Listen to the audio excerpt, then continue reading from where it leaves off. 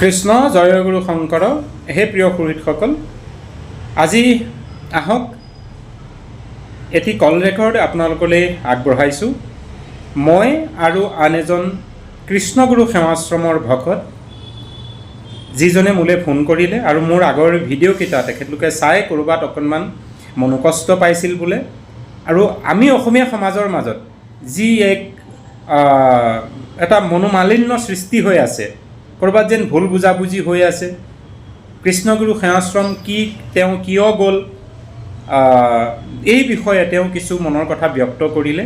আৰু আমি ক'ত তেওঁক বেয়া পাইছোঁ এই বিষয়খিনি, যদিও বিদেশ ভ্ৰমণৰ কাৰ্যসূচীটো অৱশ্যে তেওঁ চৰ্চাৰ পৰা আজি বাহিৰত ৰাখিলে বিষয়বস্তু। গতিকে আমাৰ দুয়োজনৰ আলোচনাৰ কথাখিনি আপোনালোকলৈ আগবঢ়াইছোঁ, আপোনালোকে শুনক আৰু আপোনালোকৰ মনৰ সদ্ভাৱখিনি প্ৰকাশ কৰিব। তেখেত এজন সঁচাকৈ ভাল অন্তৰৰ ব্যক্তি আৰু আমি দুয়োজনৰে সৌজন্যতা বোধ ৰাখি কথাখিনি আলোচনা কৰিছোঁ। তেওঁ সেই আশ্ৰমখনৰ সপক্ষে আৰু মই সমূহীয়াকৈ এজন অসমীয়া হিচাপে, মহাপুৰুষ শংকৰদেৱৰ মাধৱদেৱৰ সেৱক হিচাপে বিষয়খিনি আগবঢ়াইছোঁ। গতিকে আপোনালোকৰ মতামত আশা কৰিলোঁ। ধন্যবাদ। আপুনি ধৰ্মকান্ত নাথ নেকি? হয় হয়, মই ধৰ্মকান্ত নাথে কৈছোঁ। এই আপুনি হেৰি এতিয়া বৰ্তমান ক'ত থাকে আপুনি? মই বাংগালোৰত আছোঁ। আপুনি কি ডিফেন্সৰ চাকৰি কৰে নেকি? নহয়, মই ডিফেন্স নহয়, মই চিভিলিয়ানছ কোম্পানী কাম কৰি আছোঁ। আচ্ছা আচ্ছা আচ্ছা আচ্ছা আচ্ছা। তাৰমানে আপোনাৰ কথাখিনি খুবেই ভাল লাগিছে। কিছুমান ভিতৰুৱা কথাবিলাক হয়তো আপুনিও হয়তো বুজি পোৱা নাই, বা কৃষ্ণগুৰু কোন, কৃষ্ণগুৰুতনো কিয় শৰণ ল'ব লগা হ'ল শংকৰদেৱ থাকোঁতে, এই সম্বন্ধে মানে আপোনাৰ লগত মই একো নাজানো দিয়ক প্ৰভু, আপোনাৰ ওচৰত মই সেৱা জনাইছোঁ। মই একদম অজ্ঞ এজন। মই কিন্তু প্ৰাণে মই শংকৰ মাধৱক ভাল পাওঁ। শংকৰ সংঘত থকা ভকত মই শংকৰ সংঘত 7 বছৰ আছোঁ। আৰু শংকৰদেৱক পাবৰ কাৰণে গৈ গৈ গৈ গৈ মই আপোনাৰ কৃষ্ণগুৰু আশ্ৰম পালোগৈ। কিন্তু সেই সম্বন্ধে আপোনাৰ লগত যদি আপুনি বিচাৰে, মই অলপ তাৰমানে আপোনাৰ পৰাও জানিব বিচাৰিছিলোঁ, আৰু মই যিখিনি বুজিছোঁ সেইখিনিও আপোনাৰ লগত মই শ্বেয়াৰ কৰিব বিচাৰোঁ। কাৰণ সত্যবিলাক মানে এতিয়ালৈকে প্ৰকাশে হোৱা নাই। নিশ্চয় নিশ্চয়। প্ৰথমে মানে এনেকুৱা হৈ আছে, আচল বস্তুবিলাক সকলোতো ক'ব নোৱাৰে। কৃষ্ণগুৰুনো কোন হয়, শংকৰদেৱনো কোন হয়। এতিয়া আমাৰ মাজতে এনেকুৱা এটা বিভাজন হৈ গৈছে যে শংকৰদেৱ বেলেগ, কৃষ্ণগুৰু বেলেগ, এইটোত যাব নাপায়, সিটোত যাব নাই, এইটোত খাব নাপায়। এইবিলাকত মাথাটো মোৰ এনেকুৱা হৈ গৈছে যে আমাৰ হৈছে কি।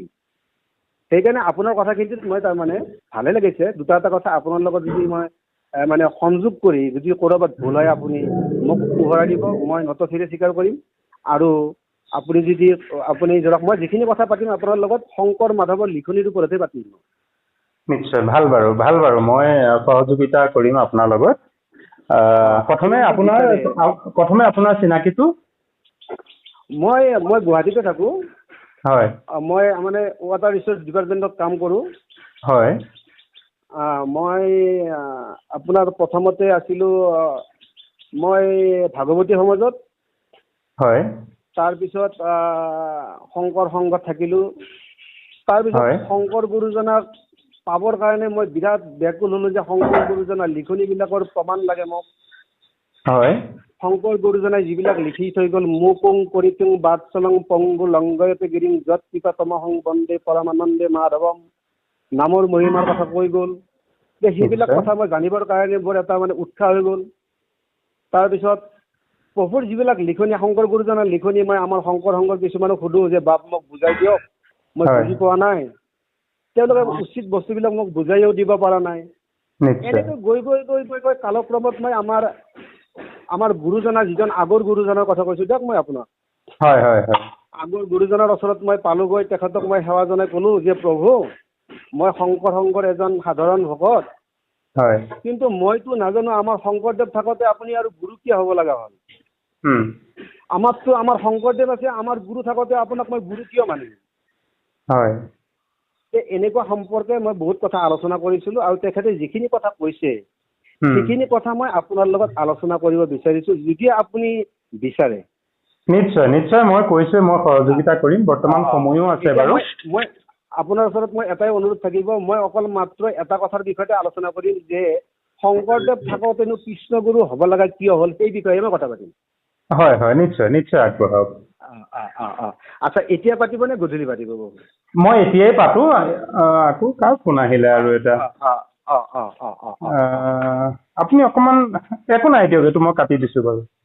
হয়, আপুনি এতিয়াই মোৰ সৈতে কথা পাতিব পাৰিব। বৰ্তমান মই আজৰি আছোঁ। বাকী হেৰি, আপুনি কি বুলি ক'লে, বৰ্তমান গুৱাহাটীত আছে? গুৱাহাটী। এনেই আপোনাৰ নিজৰ স্থায়ী জন্ম জেগা বা ঘৰ? মোৰ এনে শুৱালকুছিত জন্ম আছিলে, শুৱালকুছিত। হয়, শুৱালকুছিত। আচ্ছা আচ্ছা, বাৰু। এতিয়া আৰু কৰ্মসূত্ৰে এতিয়া বেলতলাতে থাকিলো, ইয়াতে আৰু সাধাৰণভাৱে এটা পজা বনাই এতিয়া আছো আৰু প্ৰভু ঈশ্বৰৰ নামটো লৈ। ভাল বাৰু, ভাল বাৰু, দিয়ক আপুনি আগবাঢ়ক। আমিও চাওক দেই, আমাৰ বয়সো বৰ বেছি হোৱা নাই আৰু আমি তেনেধৰণৰ বিশেষ একো পণ্ডিত নহয়, সাধাৰণ আৰু এই ভকত বৈষ্ণৱৰ পিছে পিছে গৈ যি চাৰি দেখিছো শুনিছো গুৰুৰ কৃপাত।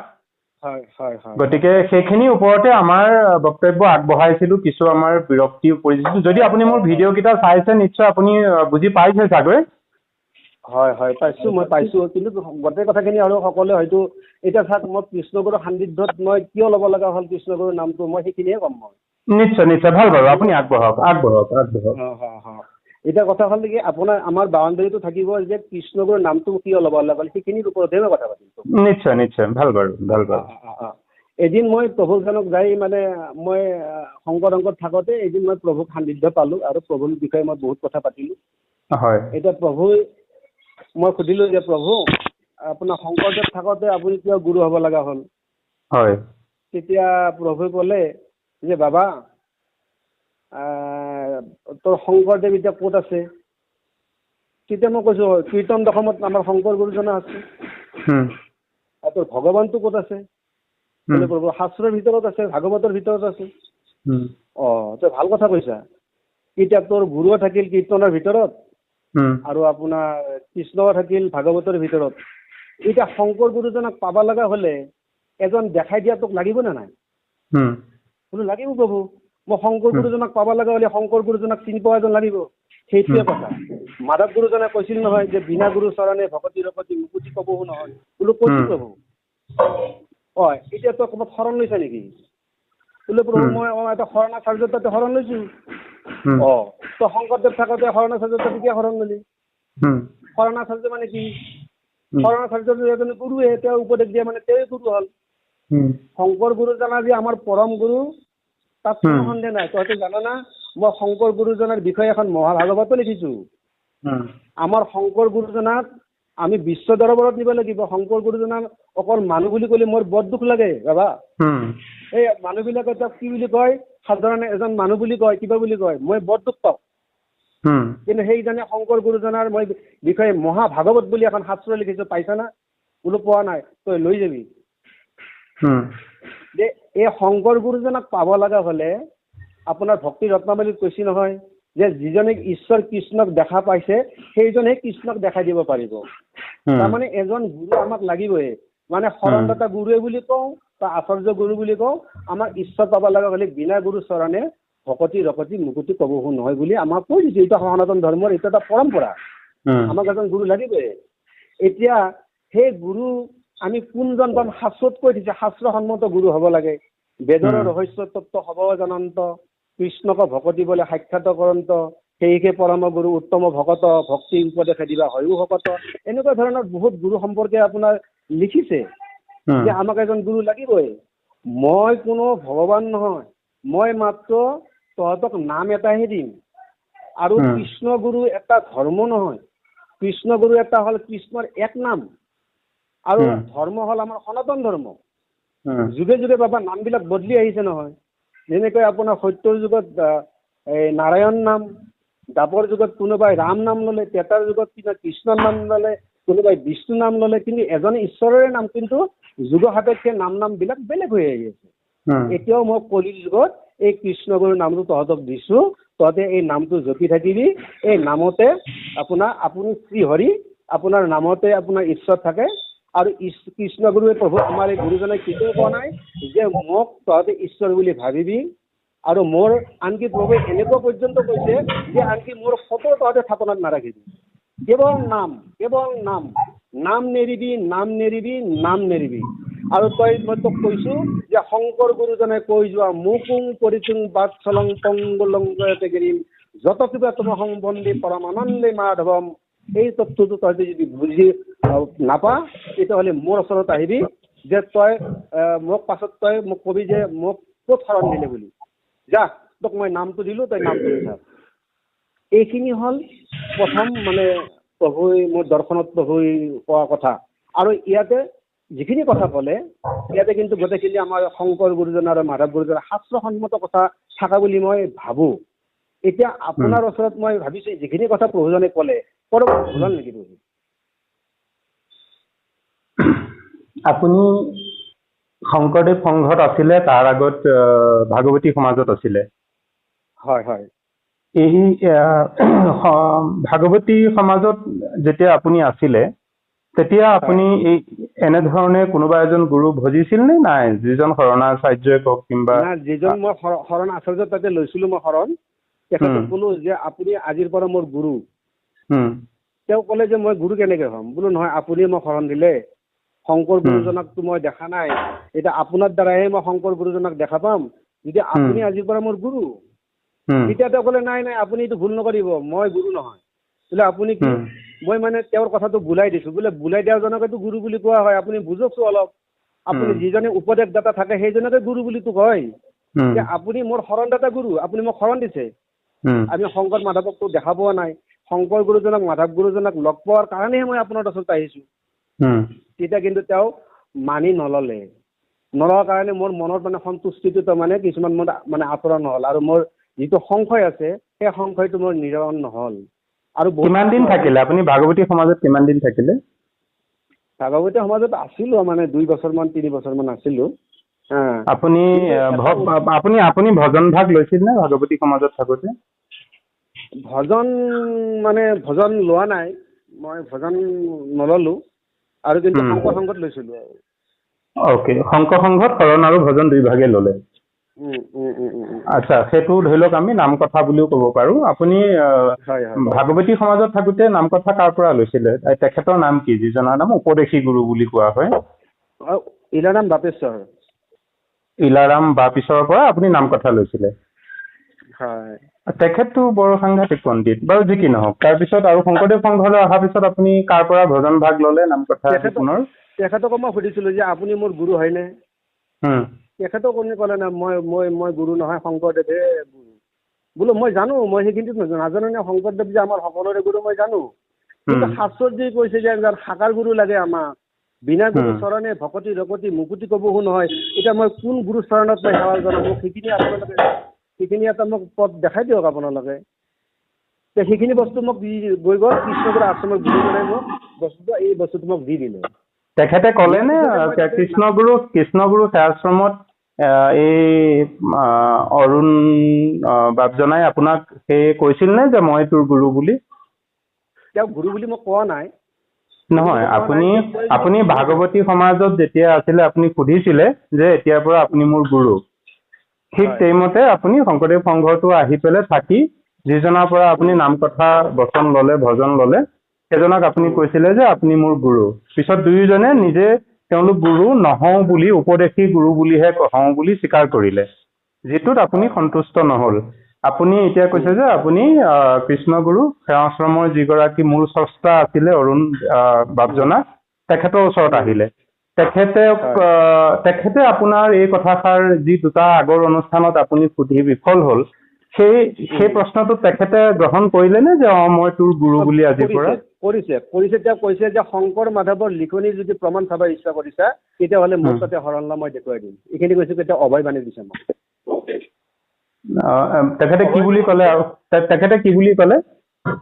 শংকৰ মাধৱৰ আপোনাৰ নামৰ মহিমা যদি চাব বিচাৰিছা, শংকৰ মাধৱে কৈ যোৱা নামৰ মহিমা যদি চাব বিচাৰিছা, তেতিয়াহ'লে মই দেখুৱাম। তেতিয়াহ'লে মোৰ পৰা তই নামটো লগ, কৃষ্ণগুৰু এক নাম, আৰু নাম জপ কৰ।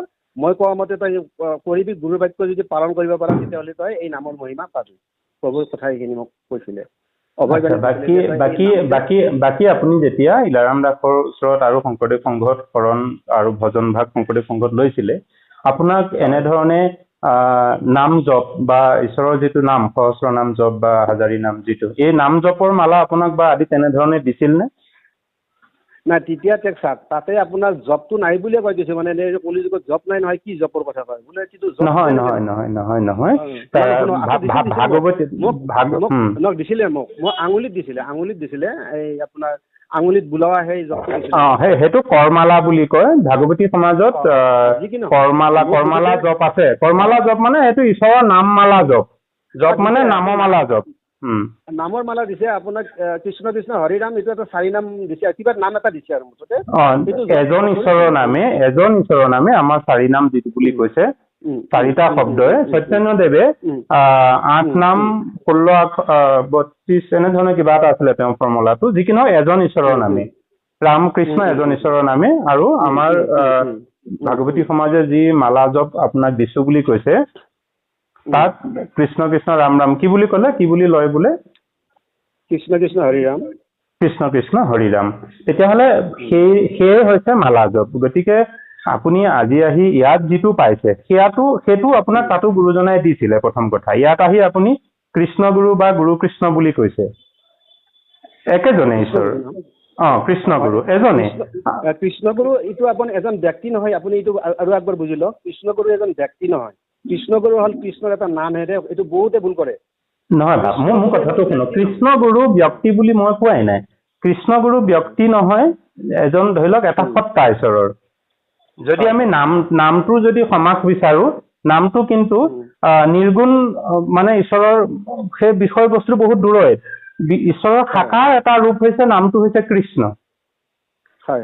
গতিকে কৃষ্ণকে মই সিদিনাখন ভিডিঅ'টোত কৈছিলো যে কৃষ্ণ গুৰু ৰূপে আহি আমাৰ হৃদয়স্থিত হৈ আমাক সৎবুদ্ধি তেখেতে যাতে দিয়ে সেইকাৰণে কোৱা হৈছে যে সেই শ্লোক ভাগিত আছিলে যে কৃষ্ণং বন্দে জগত গুৰুম হৰি ৰাম ৰাম। সেইজন কৃষ্ণনাক মই বন্দনা কৰো আৰু এই কৃষ্ণ জগতৰে গুৰু সেই শ্লোক ভাগতো সেই ভাগি আছে। গতিকে কথাটো হ'ল এনেকুৱাহে আপুনি বিষয়বস্তু গোটেইখিনি একেই দেই। আপুনি প্ৰথম ভাগৱতী সমাজত থাকিলে ভাগৱতী সমাজত ইলাৰাম দাসৰ ওচৰত আপুনি শৰণ গ্ৰহণ কৰিলে তাৰপিছত তেখেতৰ ওচৰত শৰণ গ্ৰহণ কৰিলে কিন্তু ভজন নললে। তাৰ পৰা আপুনি কিবা অজুহাতত বা কিবা অসুবিধাত আপুনি ওলাই আহি শংকৰদেৱ সংঘত প্ৰায় 7 বছৰ থাকিলে। শংকৰদেৱ সংঘত আপুনি নাম কথা লোৱাৰ লগতে আপুনি ভজন ভাগো ললে। সেইখিনিলৈকে লোৱাৰ পিছত আপোনাক দিবলগীয়া একো নাথাকিলে। বিচাৰি লোৱা কামটো আছিলে আপোনাৰ। মই ভিডিঅ'টোত কৈছিলোৱে যে আচ্ছা শংকৰদেৱক আপোনাৰ আমাৰ গুৰুজন এতিয়া যিজনা আপোনাৰ গুৰু কথা আপুনি ক'লে ধৰি লওক সেই প্ৰথম জনা অৰুণ বাপজনাই তেখেতে শংকৰদেৱক জানো দেখাই দিব পাৰিলে আপোনাক? তেখেতটো দেহাৱসান হৈ গুচি গ'লগৈ নহয় জানো হলীলা চামৰি। আচ্ছা এতিয়া সেইখিনি কথা আহিছে। এতিয়া কথা হ'ল কি আমাৰ শংকৰ গুৰুজনাই কথা এটা কৈছে যে কৃষ্ণক যদি তুমি ভক্তি কৰিব বিচাৰিছা তেতিয়াহ'লে মোৰ উপদেশখিনি মানিব লাগিব। শংকৰ গুৰুজনে কৈছিল মানিব লাগিব। চৰণে হইবে কি কৈছে প্ৰভু? হয় মানিব লাগিব। তেওঁ কৈছিল যে কৃষ্ণৰ চৰণে হইবে যিমতে ভকতি শুনা সাৱধানে তাকো স্থিৰ কৰি মতি বিষ্ণু ভকতৰ সংগ লৈবা প্ৰথমত গুৰু মানি শুশ্ৰূষা কৰিবা ভালমত। তেওঁ কৈছে যে মই যোৱাৰ পাছতো এজন গুৰু ল'বই লাগিব তোমালোকে কাৰণ বিনা গুৰু চৰণে তো ভকতি ৰকতি কেতিয়াও নহয় সনাতন ধৰ্মত। আৰু কেনেকুৱা ল'ব লাগে কওক সেই একেখিনিয়ে কথা সেই একেখিনি কথাকে আলম লৈ আজি শংকৰদেৱ সংঘ ওলাল। তাৰপিছতে তাৰো আগত আমাৰ সত্ৰ সমাজ সেইখিনি আছে বাৰু। শংকৰদেৱ সংঘৰ হ'ল তাৰপিছতে ভাগৱতী সমাজ আহিল। আপুনি সংঘৰ মানুহ ভকত নে? মই উপাধিগত হিচাপে নাথ লেটফু যোগী সম্প্ৰদায়ৰ আমি নাম কীৰ্তনীয়া ধৰ্ম গ্ৰহণ কৰিছো। মানে মহাপুৰুষ শ্ৰীমন্ত শংকৰদেৱৰ যিটো একশৰণ হৰিনাম ধৰ্ম সেয়া আমি গ্ৰহণ কৰিছো। আমি ভাগৱতী সমাজৰো সংগী নহয় কিংবা শংকৰদেৱ সংঘৰো সংগী নহওঁ। আমি শ্ৰীমন্ত শংকৰদেৱ সেৱক সংঘ বুলি এটি সংঘ যিটো আমি সেই ঈশ্বৰৰ গুৰুজনাক মান্য কৰি আমি একশৰণ গ্ৰহণ কৰিছো। চাওকচোন এজন শংকৰ গুৰুজনে আমাৰ কিমান ভাগ হৈ গ'ল এতিয়া চাওকচোন। নহয় ৰ'ব সেইটো ময়ো দুখ কৰোঁ কিন্তু কথাটো বেলেগ। যদি আমি সেইটো ভাবো যে কিমান ভাগ হৈ গ'ল সেইবোৰ কিছু ক'ৰবাত কিছু 19-20 আছে সেইবোৰ মই বিচাৰো সেইবোৰ ক্লিয়াৰ হোৱাটো কিন্তু যতটো দেখিছো নহ'ব বাৰু যি কি নহওক নানা ঋষি নানা মত। এতিয়া কথা হ'ল যদি আপুনি সেইষাৰ ভাবেই তেতিয়াহ'লে আপুনি প্ৰথমে ইলাৰাম দাসৰ খেলত থাকি তাৰপিছত শংকৰদেৱ সংঘলৈ আহি পুনৰ আপুনিয়ে আকৌ এটা নতুন বাটৰ কিয় আশ্বাস দিলে? যদি আপুনি নাহিলহেঁতেন নিশ্চয় এইটো বাট সৃষ্টি নহয়। মই এটা কথা কৈ আছো, যেতিয়া মই মানে ভিতৰত সোমালো তেতিয়া মই বিয়া পাতা নাই, সৰু মানে ডেকা ল'ৰা আৰু তেতিয়া মই এনে লৈছিলো বস্তুটো। যেতিয়া কৰ্মন্দে অলপ বয়স হ'ল আৰু সোমাই গলো তেতিয়া মোৰ এটা জিজ্ঞাসা ভাৱ আহি গ'ল। জিজ্ঞাসা ভাৱ হ'ল কি, মোৰ এনেকুৱা উদ্দেশ্য নাছিল যে তাতে গৈ প্ৰসাদ কেইটা খাম আৰু সিদ্ধখেন্দি লৈ ঘৰত ঘূৰি আহিম। মোৰ সেই উদ্দেশ্যটো নাছিল। মোৰ শংকৰ গুৰুজনাৰ লিখনিবিলাকৰ প্ৰমাণ মানে চাবৰ কাৰণে মই এটা মানে মোৰ এটা জিজ্ঞাসা ভাৱ আহিছিল। আৰু সেইকাৰণে মই বস্তুবিলাক আগবাঢ়ি গৈ মোৰ মনৰ যিটো সন্তুষ্টি, সেই সন্তুষ্টিটো মানে মই ক'তো পোৱা নাছিলো। আপুনি মোক নুসুধিব যে কিয় নাপালে, সেইটো মোৰ নিজৰ কথা দিয়কচোন, হয় নে নহয়? এতিয়া মই এটা কাৰণতে আপোনাক কৈছিলো যে মই যে কৃষ্ণগুৰুৰ নামটো লৈ কিবা শংকৰ গুৰুজনক অপমাননা কৰিলো নেকি, এই প্ৰশ্নটোৰ কাৰণেহে আপোনাক মানে আপোনাৰ পৰা এটা কথা জানিব বিচাৰিছো, ক্ষমা কৰিব, আপোনাৰ মাজতে ক'ব লগা হ'ল। আমাৰ এতিয়া আপোনাৰ মতে আমাক সাকাৰৰূপী গুৰু লাগে নে নালাগে? নিশ্চিত লাগে, কিন্তু নিশ্চিত লাগে মই সেইকাৰণে কৈছো। কিন্তু মই এইটোকে কৈছো, আজি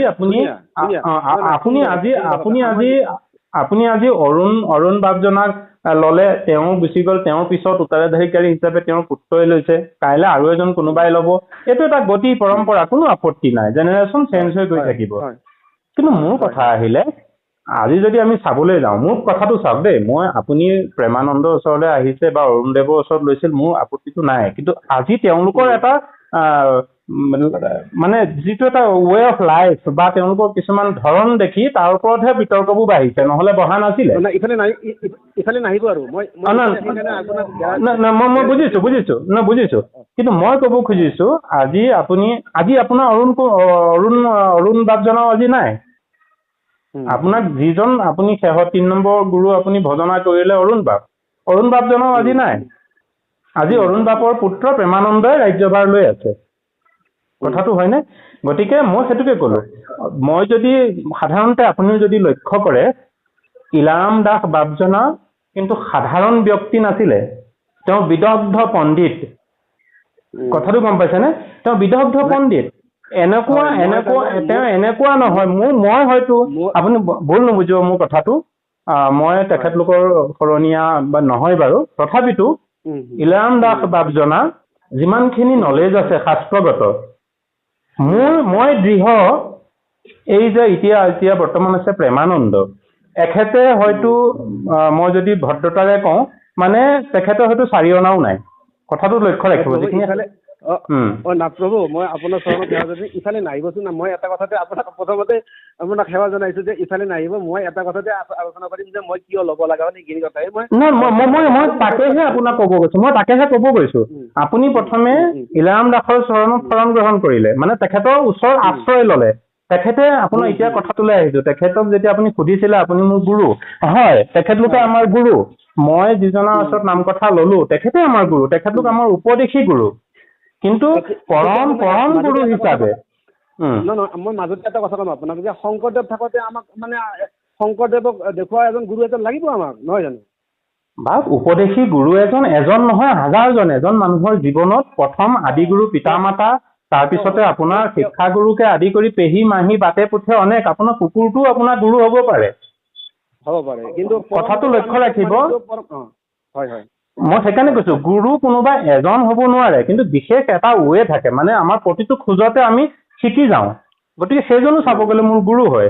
এতিয়া মোৰ কথা হ'ল এইটোৱে যে ইলাৰাম দাসৰ আপুনি ওচৰত আশ্ৰয় গ্ৰহণ কৰি আপুনি সুখী নহল, তাৰপিছত আপুনি আহি শংকৰদেৱ সংঘলৈ আহিলে, তাতো আপুনি সুখী নহল। আপুনি আহি অৱশেষত অৰুণদেৱৰ চৰণলৈ আহিলে, তেখেতে দেখুৱাই দিলে, তেখেতৰ ওচৰত আপুনি ভগৱানৰ গুণানুকীৰ্তন শুনি ভাল পাইছে, আপুনি নিজকে সুখী হৈছে। ভাল পাইছো, মই এতিয়া সুখী হৈছো। তাত ক'বলগীয়া একো আপত্তি নাই। কিন্তু কথা আহিল, তেখেতলোকে আপোনাক আমি গুৰু নহওঁ বুলি ক'লে সেইটোৱে আপোনাৰ অন্তৰত দুখ লাগিলে, হয়নে? নহয়, বাট কথাটো শুনক। আজি প্ৰকৃততে যিজন আপুনি কথাটো তত ধৰিব দেই, আমি যেতিয়া ধৰি লওক মই মোৰ দেউতাক সন্মান কৰো, হয়নে? বা মোৰ ধৰি লওক ৰাম বনলৈ গ'ল, কৌশলগত ক্ৰমে ভৰতক ৰাজ্যভাৰ দিলে, কিন্তু ভৰতে কি কৰিলে, উপায় নাই, ৰাজ্যখনো চলাব লাগিব, অৱশেষত তেওঁ কি কৰিছে, ৰাজ্যভাৰ চলাইছে, কিন্তু তেওঁ ৰামৰ খৰমজু আনি মূৰত কৰি আনি তেখেতৰ সিংহাসনত বহাই ৰাখিছিলে।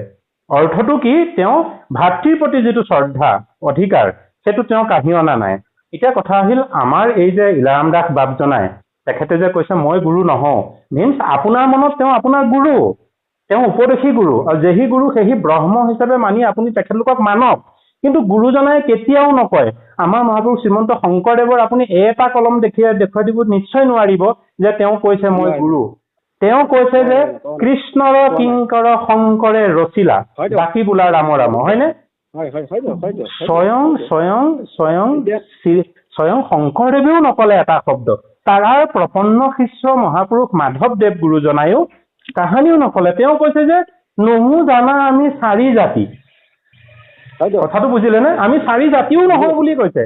তেওঁ কৈছে যে আমি দাস আৰু দাসৰ হেন মানিও বুলি পেলাই কৈছে, মানে দাস আৰু দাস বুলি তেওঁ নিজক পৰিচয় দিছে। গতিকে ইলাৰাম দাস কিংবা শংকৰদেৱ সংঘত থকা কোনোবা এজন শৰণাচাৰ্য কিংবা দীক্ষাচাৰ্য তেখেতেনো নিজক মই গুৰু বুলি কিয় মানি ল'ব, আৰু সেইটো কথা সোধাও প্ৰশ্ন নাছিলে বাপ।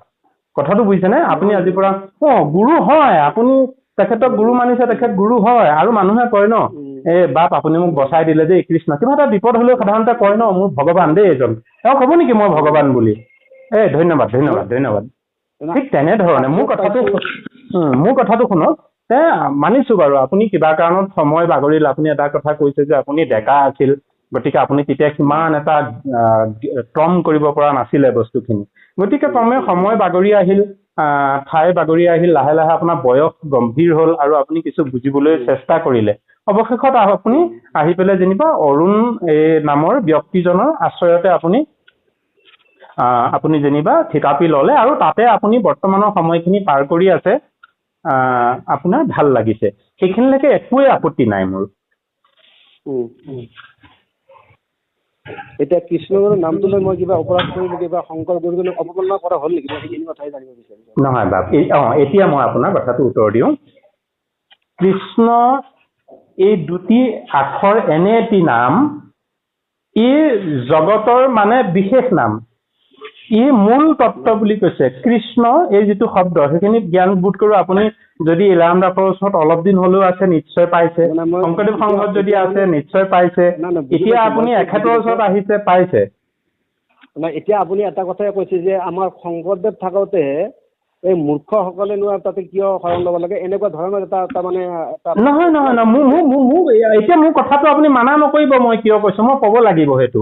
মই কৈছো যে আপুনি উপদেশী গুৰু হিচাপে সেইটো আমাৰ আহিয়ে আছে। আপুনি সত্ৰবিলাকত চাওঁতে সত্ৰাধিকাৰ এজন আছে, তাৰপিছতে ক্ৰমান্বয়ে অন্যান্য সংগঠন বা সমাজ আদিবোৰ যেতিয়া হৈছে তাতো একোজন গুৰু আছে, বা সেই তেওঁলোকৰ মাজত শৰণাচাৰ্য পাতি দিয়া হয়।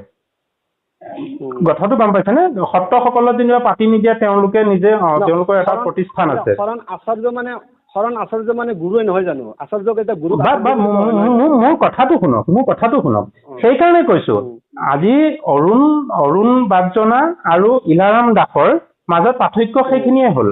অৰুণ বাপজনাই কৈছে যে মই গুৰু, আল্টিমেটলি আমাৰ কি বুলি কয় এই ইলাৰাম দাস বাপুজনায়ো তেখেতে গুৰুৰ দায়িত্বই পালন কৰিছে, কিন্তু তেখেতে কৈছে যে মই মাত্ৰ উপদেশী গুৰু, নিমিত্ত মাত্ৰ, পৰম গুৰু শ্ৰীমন্ত শংকৰদেৱ, এই গুৰুজনাই যিখিনি আমাৰ সাধ্য শক্তি নাই, কাৰণ গুৰুজনা অহাৰ আগতো ভাগৱত শাস্ত্ৰ আছিল, বিভিন্ন 4 বেদ 14 শাস্ত্ৰ 18 পুৰাণ আছিল, কিন্তু অসমত এনেকুৱা এটা পৰিস্থিতিত ধৰ্ম নিৰন্তন হৈ আছিলে, নিৰন্তন হৈ থকা নাছিল মানে, য'ত গুৰুজনাই আহি সংস্কৃতৰ পৰা সেই শাস্ত্ৰসমূহকে মন্থন কৰি তেওঁ আমালে এই সহজভাৱে অসমীয়া ভাগৱত কওক কিংবা এই বাকী যিখিনি গুৰুজনাই সৃষ্টি কৰিলে এই গোটেইখিনি আমালে দি থৈ গ'ল, আৰু সেইখিনি দি থৈ যোৱা বিনিময়তহে আজি আপুনি প্ৰেমানন্দই কওক কিংবা অৰুণ দেৱেই কওক, তেখেতলোকে সেইখিনি তত্ত্বটো পাইছে আৰু আপোনাক দিছে। একদম শুদ্ধ কথা কৈছে যে শংকৰ গুৰু জনাত থকাৰ কাৰণেহে মই কৃষ্ণ গুৰুক পাইছো।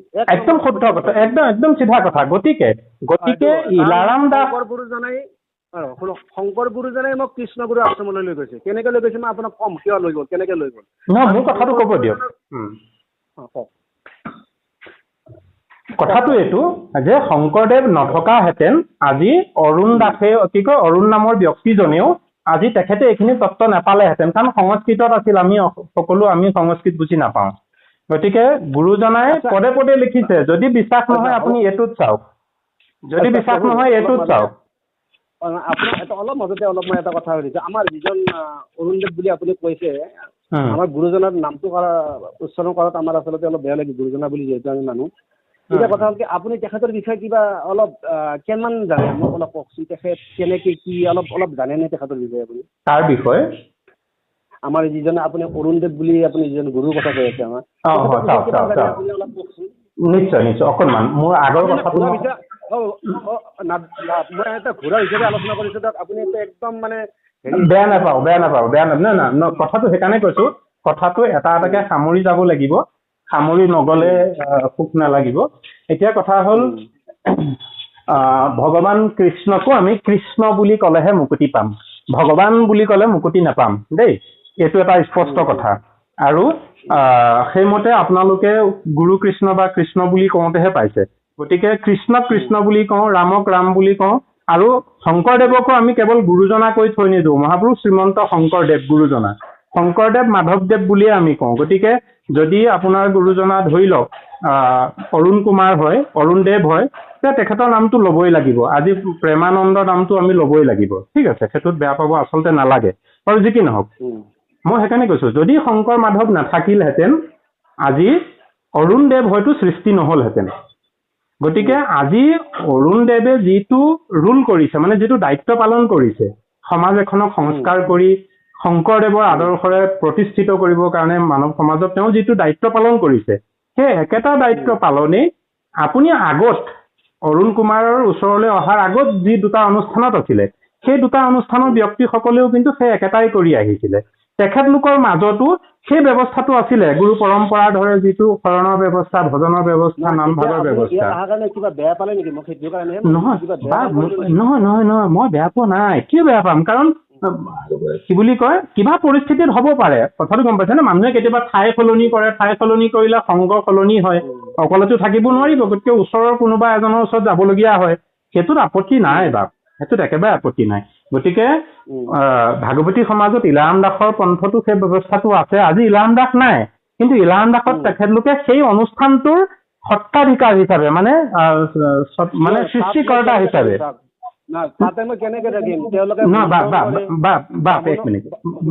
এক মিনিট, সেই বিষয়টো পিছলৈ যাম। সেই বস্তু কিয় আপুনি বিচাৰিল সেইখিনি বাৰু থাকিব পাৰে, পিছলৈ পাতিম। কথা হ'ল আজি যেনেকে আপোনালোকৰ গুৰুদেৱজন অৰুণ কুমাৰ, তেখেতৰ আচলতে প্ৰতিষ্ঠিত এই অনুষ্ঠানটো নহয় জানো, কৃষ্ণগুৰু সেৱাশ্ৰম, ঠিক তেনেধৰণেৰে এই যিটো একশৰণ ভাগৱতী সমাজ, সেইটো ইলাৰাম দাসৰ নেতৃত্বত সৃষ্টি হোৱা, কথাটো গম পাইছেনে? আকৌ আজি শংকৰদেৱ সংঘৰ অনুষ্ঠানটো কোনোবা অৱশ্যে এজন ব্যক্তিক লৈ নহয়, সেয়াত কেইজনমান বিশেষ ব্যক্তি বিদগ্ধ পণ্ডিতৰ সান্নিধ্যত হোৱা। গতিকে সত্ৰসকল বা আপোনালোকৰ অনুষ্ঠানটো কিংবা ভাগৱতী সমাজ, তেখেতলোক এজন এজন ব্যক্তি কেন্দ্ৰিক লিডিঙত কামখিনি হৈছে। কিন্তু শংকৰ সংঘৰ তেনেকুৱা নহয়, তেওঁলোকৰ এটা এটা কমিটি হিচাপত হৈছে, বিশেষ বিশেষ কেইজনমান ব্যক্তিৰ নেতৃত্বত হৈছে। আচ্ছা, এতিয়া কথা হ'ল সেই ব্যৱস্থাটো সকলোতে আছে। এই যিটো উপদেশী গুৰু বুলি কোৱা হয়, এই ব্যৱস্থাটো আপোনালোকৰ তাতো আছে, আমাৰ তাতো আছে, তেওঁলোকৰ তাতো আছে, সকলোতে আছে। কিন্তু পাৰ্থক্যটো আপোনাৰ কথাৰ পৰা এইটোৱে বুজিলো যে বাকী সকলে নিজকে কেতিয়াও গুৰু বুলি নকয়, তেখেতলোকে কয় যে আমি নিমিত্তহে মাত্ৰ, আমাৰ গুৰু পৰম গুৰু আমাৰ মহাপুৰুষ শ্ৰীমন্ত শংকৰদেৱ আছে, আৰু তেখেতে আমাক কি দিছে? কেৱল নাম লোৱা মনোভাৱ, নামৰ বিনে গতি নাই। নাম কি নাম দিছে? এক নাম। এক নাম মানে ঈশ্বৰৰ জানো এক নাম? এই সহস্ৰ নাম, হাজাৰী নামটোকে এক নাম বুলি কোৱা হৈছে, ৰামকৃষ্ণ নাম। যদিও 4 নাম কৈছে, কিংবা 16 নাম কৈছে, কিবা কৈছে, সেয়া আচলতে এক নাম। কথাটো গম পাইছেনে? সেই বিষয়খিনি তাতো আছে, ইয়াতো আছে। এতিয়া কথা হ'ল আপুনি তাত কিবা পৰিস্থিতিত গুচি আহি ইয়ালৈ আহিছে, তাত মোৰ আপত্তি নাই। কিন্তু কথা আহিল এইটোহে, আপুনি যদি বেয়া নাপায় মই কওঁ, তাত তেখেতলোকে নিজকে স্বীকাৰ কৰা নাই যে মই গুৰু, মই ভগৱান কৃষ্ণ। সমস্যাটো তাতে বাজিছে দেই। তেখেতলোকে কোৱা নাই যে মই গুৰু, তেখেতলোকে এইটোও কোৱা নাই তেখেতলোকে তেখেতলোকে কোৱা নাই যে মই ভগৱান বুলিতো কোৱা নাই। তেখেতলোকে আপোনাৰ মুখেই প্ৰকাশ পাইছে যে তেখেতলোকে আমি গুৰু বুলিও কোৱা নাই। তেখেতে কৈছে আমি মাত্ৰ নিমিত্ত, তোমাৰ আশ্ৰয়দাতাহে, বাকী ঈশ্বৰ পৰম পুৰুষ পৰম গুৰু শ্ৰীমন্ত শংকৰদেৱৰ আদৰ্শতেহে আমি এইখিনি তোমাক শুনাই দিছো। এইখিনি নিয়ম পালন কৰিবা, এনেধৰণে শ্ৰৱণ কীৰ্তন কৰিবা, এনেধৰণে ঈশ্বৰৰ নাম জপ কৰিবা, এইখিনিতে মুকুতি পাবা। সেই একেখিনিয়ে আজি অৰুণদেৱেও আদৰ্শ হিচাপে লৈ পেলাই কৰি আছে। কেৱল আমাৰ থালবোৰ বেলেগ কিন্তু লক্ষ্য আৰু উদ্দেশ্য একেই। কিন্তু কিন্তু সমস্যাটো মই একে লাষ্টটো সামৰো। সমস্যাটো এইটোৱেই যে যদি আপত্তি দেখিছো বৰ্তমান বিশৃংখলাটোতো বেলেগ কথা, কিন্তু মূল সমস্যাটো হ'ল এখেতে গুৰু বুলিয়েই নহয়, নিজকে ঈশ্বৰ বুলি কৈছে। শংকৰদেৱৰ মই অৱতাৰ বুলি কৈছে। দ্বিতীয়তে তেওঁ মই কল্কি অৱতাৰ বুলি কৈছে। সেইকেইটা মই মনে সাজি কোৱা নাই, প্ৰমাণসহ আছে, আপোনালোকে বোধকৰো দেখিছে। যিকেইটাৰ কাৰণে আমি আচলতে দুখ পাইছো, ইমানখিনি আচলতে তেখেতে কোৱাটো তেখেতৰ ভুল হৈছে বুলি ভাবিছো। আচ্ছা, ঠিক আছে। এতিয়া কথা হ'ল এইখিনি, তেওঁ নিজৰ কল্কি অৱতাৰ বুলি কৈছে বা তেখেতে গুৰু বুলি কৈছে। এইটো বাৰু মই মোৰ লগত তেখেতৰ যিখিনি কথোপকথন বা যিখিনি মই পাইছো বা লিখনিত পাইছো, মই ৱেবছাইটত লিখাটো কিন্তু প্ৰভুৰ কথা নহয়। এইটো ৱেবছাইটত কি লিখিছে ময়ো লিখিব পাৰো, কিয় লিখিব পাৰে। প্ৰভুৱে কৈছে যে চা, তই শংকৰ মাধৱৰ লিখনি তই যদি প্ৰমাণ চাব খোজা, তেতিয়াহ'লে মই মোৰ পৰা নাম ল। বোলে প্ৰভু, মই যদি আপোনাৰ মোৰ সমস্ত দায়িত্ব আপুনি ল'ব লাগিব। বোলে হ'ব, যিজন উপদেশ দুটা গুৰু থাকে তেওঁ সমস্ত দায়িত্ব লৈ যায়। তই কেৱল নামটো ল, মই তোক বাক্য দিছো 1 ঘণ্টাকে নাম ল'বি, খেয়ালি য'তে যা ত'তে নামটো লৈ থাকিবি। এনেকে নিয়মত যিখিনি দিলে, আৰু সেই নামৰ মহিমাটো মই পালো, নামৰ মহিমা পালো। আৰু তেওঁ কোনোদিন কোৱা নাই যে মই পৰম ব্ৰহ্ম, মই কল্কি অৱতাৰ, মই কিবা কিবি। মই মোৰ মুখৰ পৰা আজিলৈকে যিখিনি আলোচনা হৈছিল কোৱা নাই। হয়তো পাছত ভকতসকলে কিবা তেওঁক পাইছে, কিবা পাইছে, সেইটো পাছৰ কথা, সেইটো প্ৰভু সিমানলৈ মই নাযাওঁ। কিন্তু প্ৰভুৰ লগত যিখিনি মই কথা পাতিছো, এটাই কৈছে যে নামতে ঈশ্বৰ থাকে, য'ত নাম থাকিব তাত ঈশ্বৰ থাকিব, য'ত ভক্তি থাকিব তাত ঈশ্বৰ থাকিব। আৰু মই যিখিনি দিছো বাবা শুন, শংকৰ গুৰুজনা আৰু আমাৰ কৃষ্ণ গুৰু আশ্ৰমৰ মাজত পাৰ্থক্য কোনটো মই আপোনাক কৈ আছো। বহুতে এইটো হয়তো ভাবে যে এইটো কি বস্তু, এইটো কি বেলেগ বস্তু। প্ৰভুৱে কৈছে যে শংকৰে যি যোৱা অমৃত, শংকৰ গুৰুজনাই যি যোৱা অমৃত 700 বছৰ পাৰ হৈ যোৱাৰ পিছত সিটোত অলপ গোটা লাগিল, অলপ গোটা হ'ল, খোৱাৰ অনুপযোগী হ'ল। মই মাত্ৰ অলপ গৰম কৰিহে দিছো। শুনক প্ৰভু, আপুনি কিন্তু ভালদৰে শুনি লওক। প্ৰভুৰ মানে শংকৰ মাধৱ আৰু প্ৰভুৰ মাজত পাৰ্থক্য কোনটো মই কৈ আছো আপোনাক। প্ৰভুৱে কৈছে শংকৰ মাধৱে দি যোৱা অমৃত 700 বছৰ যোৱাৰ পিছত তাতে অলপ গোটা লাগিল, আৰু সেই গোটাখিনি মই কি কৈছো অলপ গৰম কৰি দিছো আৰু তহঁতক খোৱাৰ উপযোগী কৰি দিছো, ইমানেই। তেতিয়াহ'লে আপুনি কওক, তাতে শংকৰ মাধৱক তাতে অপমান কৰা, শংকৰ মাধৱক নামানা, এইবিলাক কথা থাকিলে মোৰ অন্তৰত বহুত দুখ পাওঁ মই। কাৰণ শংকৰ মাধৱক বাদ দি আমাৰ অসমীয়া জাতিটো নাই আৰু নহ'ব, মই আমাক দৃঢ়তাৰে কওঁ। আৰু শংকৰ মাধৱ মোৰ হিয়াত ক'ত আছে, শংকৰ মাধৱ হিয়াত মোৰ ক'ত আছে, মই আপোনাক মই দেখাই দিব নোৱাৰো। আৰু শংকৰ মাধৱৰ কথা যদি কোনোবাই কয়, মোৰ চকুৰ পানী অলপ বাবু জানে। আচল কথাবিলাক প্ৰকাশ হোৱা নাই, মই তাতে ঈশ্বৰ কৃষ্ণক পাবাই গৈছো। আৰু প্ৰভু কৈছে নামতে ঈশ্বৰক পাবি, মোক ভগৱান মানি তহঁতে ঈশ্বৰ কেনেকে দিবি, তহঁতে নাম জপ কৰ আৰু গুৰু ঈশ্বৰক ঈশ্বৰ জ্ঞান কৰিব লাগে বুলি প্ৰভু কৈছে, যে গুৰুক ঈশ্বৰ জ্ঞান কৰিব লাগে। এইটো কিন্তু শাস্ত্ৰতো আছে যে গুৰুক ঈশ্বৰ জ্ঞান কৰিব লাগে। আৰু সমস্ত ভূততে বেপি আছো মই হৰি হবক মানিবা তুমি বিষ্ণু বুদ্ধি কৰি, সমস্তকে ঈশ্বৰ বুদ্ধি কৰি দেখাই মানিছে, তাততো আমাৰ ক'বলগীয়া একো নাই। কোনোবা ভূতত যদি ঈশ্বৰ দেখা পায়, কোনোবা যদি কুকুৰৰ ভিতৰতো ঈশ্বৰক দেখা পায়, তাতো আমাৰ ক'বলগীয়া একো নাই। কোনোবা গুৰুৰ মাজতো যদি ঈশ্বৰক দেখা পায়, তাতো আমাৰ ক'বলগীয়া একো নাই। কিন্তু প্ৰভুৰ কথাৰ পৰা মই এইখিনি বুজিছো যে ইয়াত একো শংকৰ মাধৱৰ বিৰোধী কাৰ্য হোৱা নাই। আৰু প্ৰথমতে প্ৰভু মই যেতিয়া গৈছিলো, তাতে আমাৰ গুণমালা প্ৰতিষ্ঠা হৈছিলে, তাত কীৰ্তন হৈছিলে, আমি প্ৰসংগ গাইছিলো, গুণমালা কীৰ্তন হৈছিলে আমাৰ। আৰু আমাৰ এক স্থাপনাত আমি গুণমালা প্ৰতিষ্ঠা কৰি আমি স্থাপনা পাতিছিলো। কালক্ৰমত কি হ'ল, শংকৰক এইবিলাকক গালি পৰা হ'ল যে শংকৰদেৱৰ বস্তুবিলাক আপুনি ব্যৱহাৰ কৰি আছে। তেতিয়া প্ৰভুৱে ক'লে দেখিছানে, ইহঁতে মোক এইখিনি মোক মানে হেৰি কৰিব নিদিয়ে। ঠিক আছে দে, তহঁতে এতিয়া কাম কৰে, গুণমালা প্ৰতিষ্ঠা কৰিব নালাগে, এক নামে প্ৰতিষ্ঠা কৰিছে। এতিয়া প্ৰসংগ এতিয়া কৰিব নালাগে, এক নাম কীৰ্তনে কৰ। এতিয়া গুৰুজনাৰ ক'তো নাপাব আপুনি লিখনিবিলাক চাওক, যিমানবোৰ শাস্ত্ৰ আছে প্ৰতিটো শাস্ত্ৰতে শংকৰ মাধৱৰ আপুনি ঘোষা বা কিবা এটা পাব। শংকৰ মাধৱক বাদ দি আপোনাৰ কৃষ্ণগুৰুক আমাৰ আশ্ৰমৰ গুৰুজনাই কোনো বস্তু আগবঢ়া নাই। এতিয়া মাজতে এনেকুৱা এটা কি উলিয়াই দিলে যে আমাৰ শংকৰ মাধৱক মানে বদনাম কৰি আছে, শংকৰ মাধৱ থাকোঁতে গুৰুকুলৰ পৰা আহিল। তেওঁতো এনেকৈ কোৱা নাই যে শংকৰ মাধৱক কল কৰি পেলাই তেওঁতো নিজে শাস্ত্ৰ প্ৰণয়ন কৰা নাই। মই আপোনাক ক'লোৱে তেওঁৰ বস্তুখিনি তেওঁক মানে নতুনকৈ আমাক সজাই পৰাই দিছে। আচ্ছা আচ্ছা মানে ভাল, মই আপোনাৰ ভাৱনা মই বুজিছো। এতিয়া মোৰ কথালৈ আহোঁ। এতিয়া আপুনি যে ক'লে ধৰি লওক যে শংকৰ মাধৱে যিখিনি দিলে সেইখিনিত অকণমান ক'ৰবাত মানুহে মানে বৰ্তমান অসুবিধা হ'ল, তাক মই লৈ পেলাই আকৌ অকণমান গৰমাই ৰিফাইনিং কৰি দিছোঁ। এক মিনিট, এতিয়া কথা হ'ল শংকৰ মাধৱে দিওঁতে ভেজাল লাগিল নে দিয়াখিনি শুদ্ধ আছিল, ইয়াৰ মানুহখিনিয়ে লৈ তাক চলিবৰ কাৰণে বনাই কৰি খাওঁতে অসুবিধা দেখিলে? নাই নাই, শংকৰ মাধৱ কতো ভুল নাই। অ'কে, মই মানিছোঁ। এক মিনিট মোৰ লাইনটো বুজক। আমি যিহেতু দুইজন সদিচ্ছাৰে কথা পাতিছোঁ, গতিকে বুজাবুজিটো কৰোঁ। এতিয়া কথা হ'ল চাওক, প্ৰথমে অসম মুলুকত সত্ৰ সংহতি ব্যৱস্থাখিনি আছিলে, হয়নে? সত্ৰ সংহতি মই চমুকে লৈ আহিছোঁ। সত্ৰ সংহতি ব্যৱস্থা আছিল। তাৰপিছতে ক্ৰমান্বয়ে আহি সত্ৰৰ পৰা তাত কিছু অকণমান বেয়া দেখি বা কিছুমান 19-20 দেখি শ্ৰীমন্ত শংকৰদেৱ সংঘ এটা সংঘ সৃষ্টি হ'ল। শ্ৰীমন্ত শংকৰদেৱ সংঘটোৰ সৃষ্টি হোৱাৰ পিছত তাতো থাকি কিবা অকণমান বাক বিতন্তা, কথা বাৰু বহুত, তাৰ পৰা কিছু মতৰ বিতন্তা হৈ একদম চমুকে মোৰ লিংকটো ওলাবলৈ দিয়ক। সেৱক সংঘ ওলাল, কি কয়, ভাগৱতী সমাজ ওলাল, সেৱক সংঘ ওলাল, অনেক ওলাল। ঠিক তদ্ৰুপ তেনেধৰণে আপোনালোকৰ যেনেকৈ ইলাৰাম দাসে তেওঁৰ নেতৃত্বলৈ শংকৰ সংঘৰ পৰা ওলাই আহি এটা নেতৃত্বলৈ অনুষ্ঠান খুলিলে, ঠিক আপোনালোকৰ গুৰুজনায়েও, আপোনালোকৰ এই উপদেশী গুৰুজনা অৰুণ বাপজনায়েও এটা অনুষ্ঠানৰ নেতৃত্ব ল'লে, তেওঁ সেইটো চলাই আছে। মানে ক'ব গ'লে শংকৰদেৱ সংঘ আৰু ভাগৱতী সমাজ কিংবা সত্ৰসমূহ নতুন যিবোৰ শংকৰদেৱ সত্ৰ আদি ওলাই আছে, এই যিমানবোৰ অনুষ্ঠান একেই এটা অনুষ্ঠান, একেই লক্ষ্য উদ্দেশ্যলৈ সৃষ্টি হোৱা অনুষ্ঠান হৈছে কৃষ্ণগুৰু সেৱাশ্ৰম।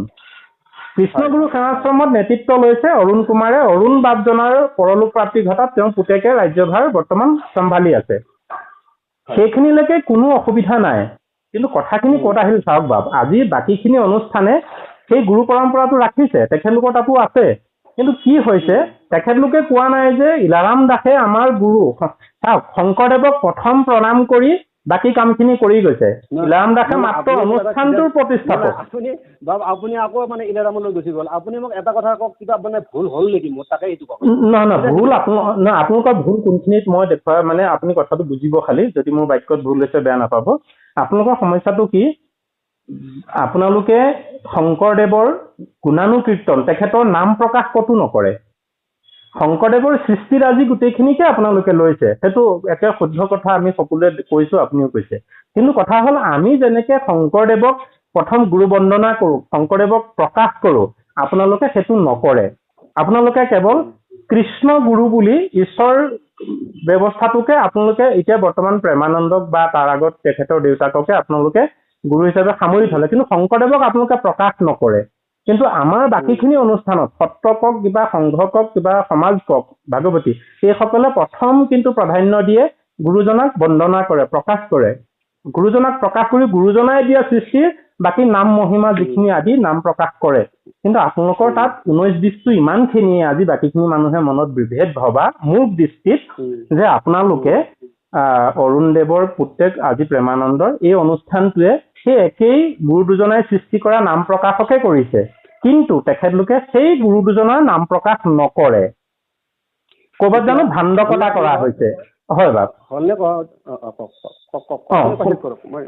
ক'ৰবাত জানো গুৰুজনাৰ নামটো ভাণ্ডকতা কৰা হৈছে। আৰু তাৰ প্ৰমাণ হিচাপে আজি ফেচবুকত কেইজনমানে মোৰ লগত তৰ্কবাদ কৰিছে, মোৰ সময়ো নাই, অফিচতো থাকোঁ।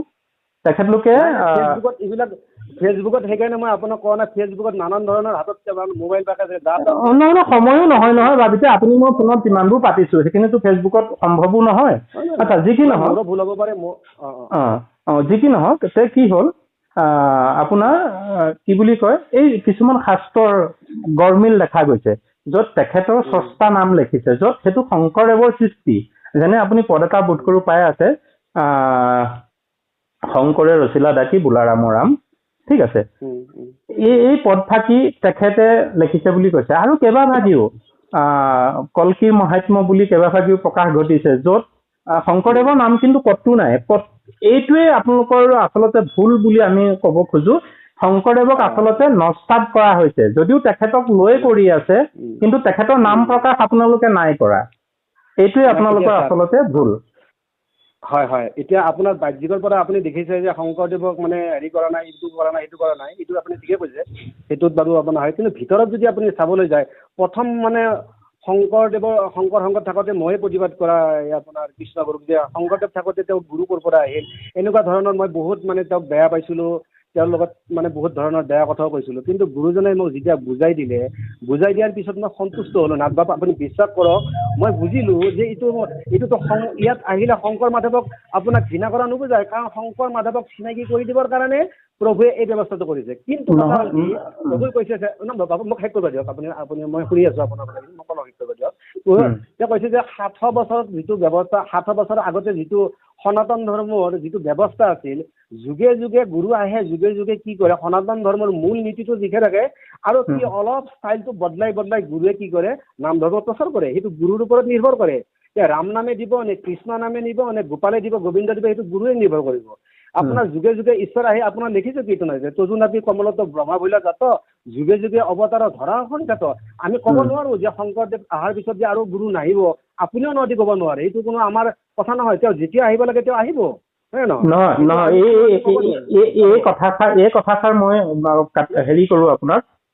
গুৰু মানে চাওক, গুৰু মানে এনেধৰণে শাস্ত্ৰৰ উপদেশী গুৰু অনেক আহিব, কিন্তু ঈশ্বৰ কৃষ্ণ স্বয়ং যিটো অৱতাৰ আহিম বুলি কৈছে শাস্ত্ৰত, শুনক কথাটো তাকে কৈ আছো, মই তাকে কৈ আছো যে শংকৰ গুৰুজনে কত কৈ যোৱা নাই যে ইয়াৰ পিছত আৰু গুৰু নাহিব বুলি কতো মই পোৱা নাই, কিন্তু তেওঁ ল'বহে দিছে, মই তাকে কৈছো। এতিয়া কথা হ'ল কি, আমি শংকৰ গুৰুজনক আমাৰ আশ্ৰমত কেনেকুৱাকে ৰাখিছে সেইটো আপুনি জানিব বিচাৰিছেতো।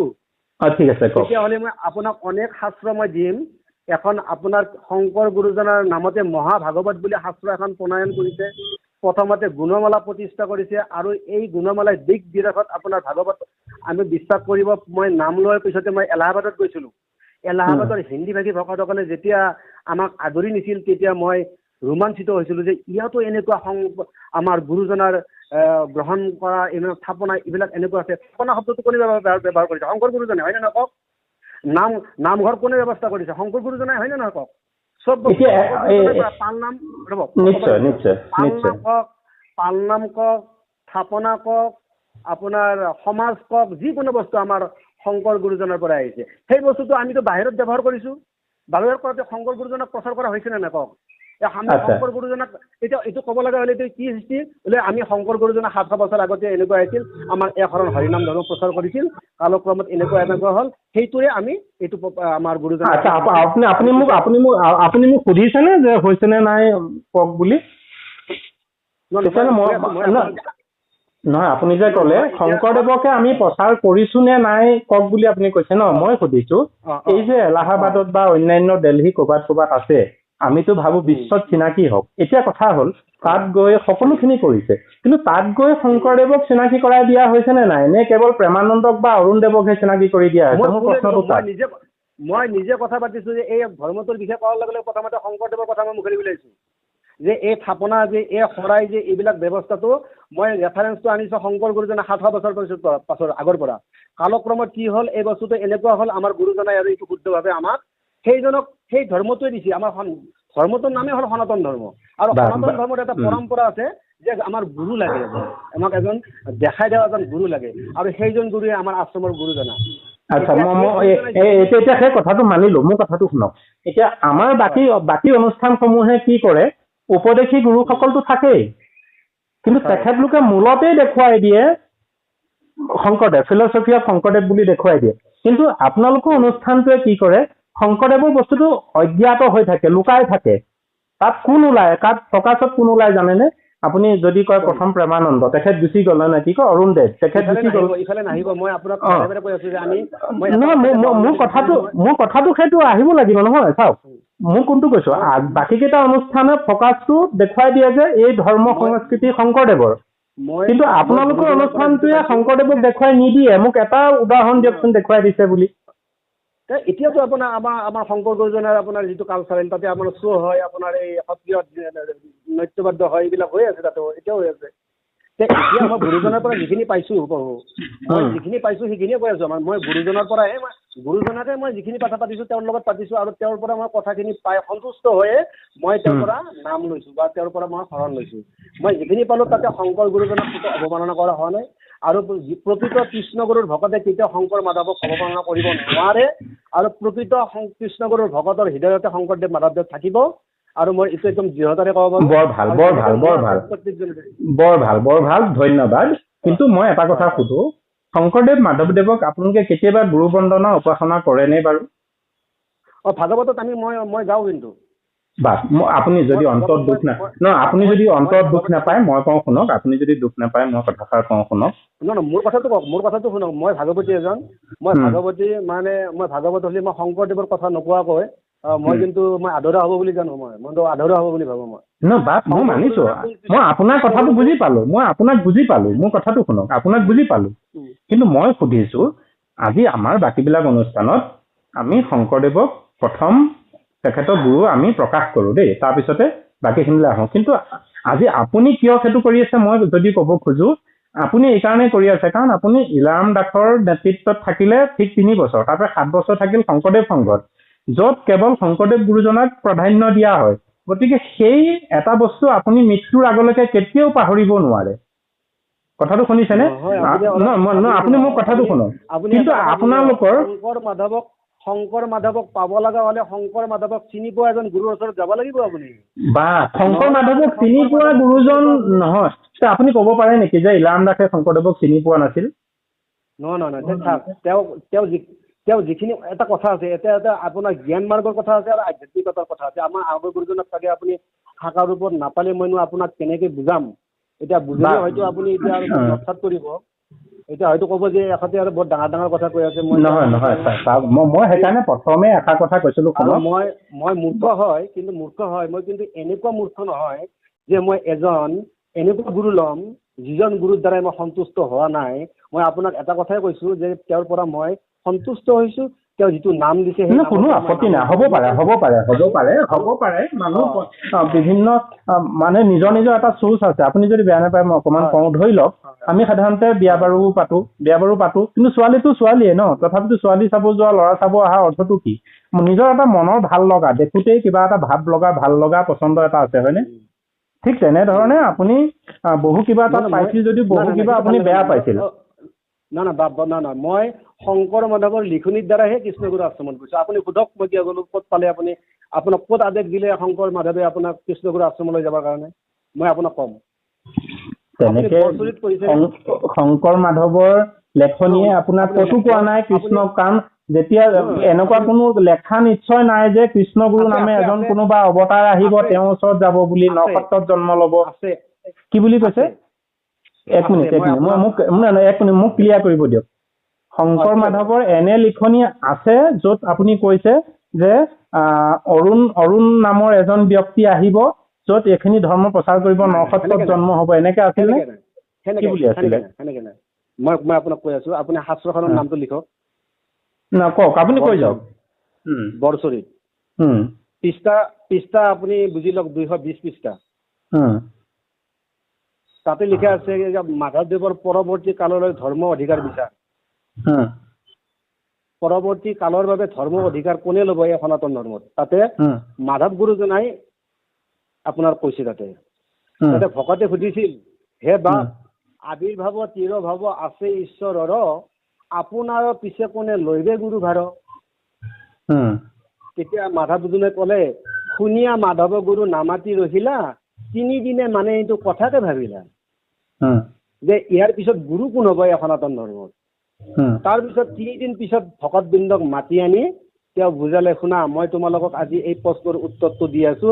এই শৰণ হৰিনাম ধৰ্মৰ, এই সনাতন ধৰ্মৰ পৰৱৰ্তী কালত কোনে গুৰু হ'ব মই কৈ আছো, শুনা। যাহাক অৰ্পিব গুৰুৰ ভাৰ জিকালত, আপুনি বেকত হইব পুৰুষ সাক্ষাৎ, জগত ঈশ্বৰ গুৰু ৰূপে প্ৰকাশ হয়, তাহাৰক সেৱা কৰি সংসাৰত হয়। ইয়াৰ পিছত ঈশ্বৰ কৃষ্ণয়ে গুৰু ৰূপে আবিৰ্ভাৱ হ'ব আৰু এই সনাতন ধৰ্মৰ দায়িত্ব ল'ব বুলি তাতে উল্লেখ আছে। কিন্তু সেইজন এইজন বুলি আপুনি কেনেকে পালে? মই কোৱা নাই, এতিয়া শুনক, এইজন মানে কি, তেওঁ কৃষ্ণ গুৰু বুলি যেতিয়া ক'লে, কৃষ্ণ গুৰুটোতে আহিব, মই কৃষ্ণৰ গুৰুৰ নামত মই শৰণ লৈছোতো, মই নামত শৰণ লৈছো। তেতিয়াহ'লে বাকী কেইটা অনুষ্ঠানতো নামতে শৰণ দিয়া হয় ন, গুৰুতে আশ্ৰয় লৈ পেলাই ঈশ্বৰতে শৰণ লোৱা হয়। নামত শৰণ নিদিয়া নহয়, গুৰুদেৱ নাম ভকতত শৰণ নাই, গুৰুদেৱ নাম 4 বস্তু শৰণ দিয়ে, নামত শৰণ একেটাই হ'ল দেখোন। আপুনি প্ৰথমে গুৰুৰ ওচৰলৈ গ'ল, গুৰুৱে আপোনাক কি দিলে? আপোনাক গুৰুৱে নাম দিলে নে নাই? নামত শৰণ দিলে, কিন্তু তাতে আকৌ কি গুৰুদেৱ নাম ভকতত শৰণ দিলে। যে কোন আপুনি শৰণ লৈছেনে বাৰু? সেইটো প্ৰশ্নটো নিশ্চয় প্ৰয়োজন নাই, কাৰণ মই নোলোৱাকে এইখিনি কথা পতা নাই। আপুনি ভকতৰ আপুনি যে ভকতৰ তাতে শৰণ ল'লে, কোনজন ভকতৰ ওচৰত শৰণ ল'লে মোক কওকচোন, নামটো কওক। আচ্ছা, এতিয়া মই আপোনালৈ আহো সেই ভাৱটো, ক'ত আপোনাৰ সমস্যাটো আছে। নহয়, মই আপোনাক বুজাই দিবলৈ পালে সুখী হ'ম। আপুনি শুনক, মোৰ কথাটো আপুনি শুনক। আপুনি যে ভকতৰ ওচৰত শৰণ ল'লে, কোনজন ভকতৰ ওচৰত শৰণ ল'লে মোক বাপ, এতিয়া মোৰ কথাটো শুনক। গুৰুদেৱ নাম ভকত, প্ৰথমে গুৰু নাছিলে, ঠিক আছে, দেৱ নাম ভকত, গুৰু আনিলে মাধৱদেৱ পুৰোহিত জনাই। এতিয়া নহয়, আপুনি বুজি পায়, মোৰ কথাটো শুনক, নাম ক'ত থাকে? নাম ক'ত থাকে মোক উত্তৰ দিয়কচোন। কওকচোন, মই বুজি নাপাওঁ, নাম বা ক'ত থাকে? নাম ক'ত থাকে?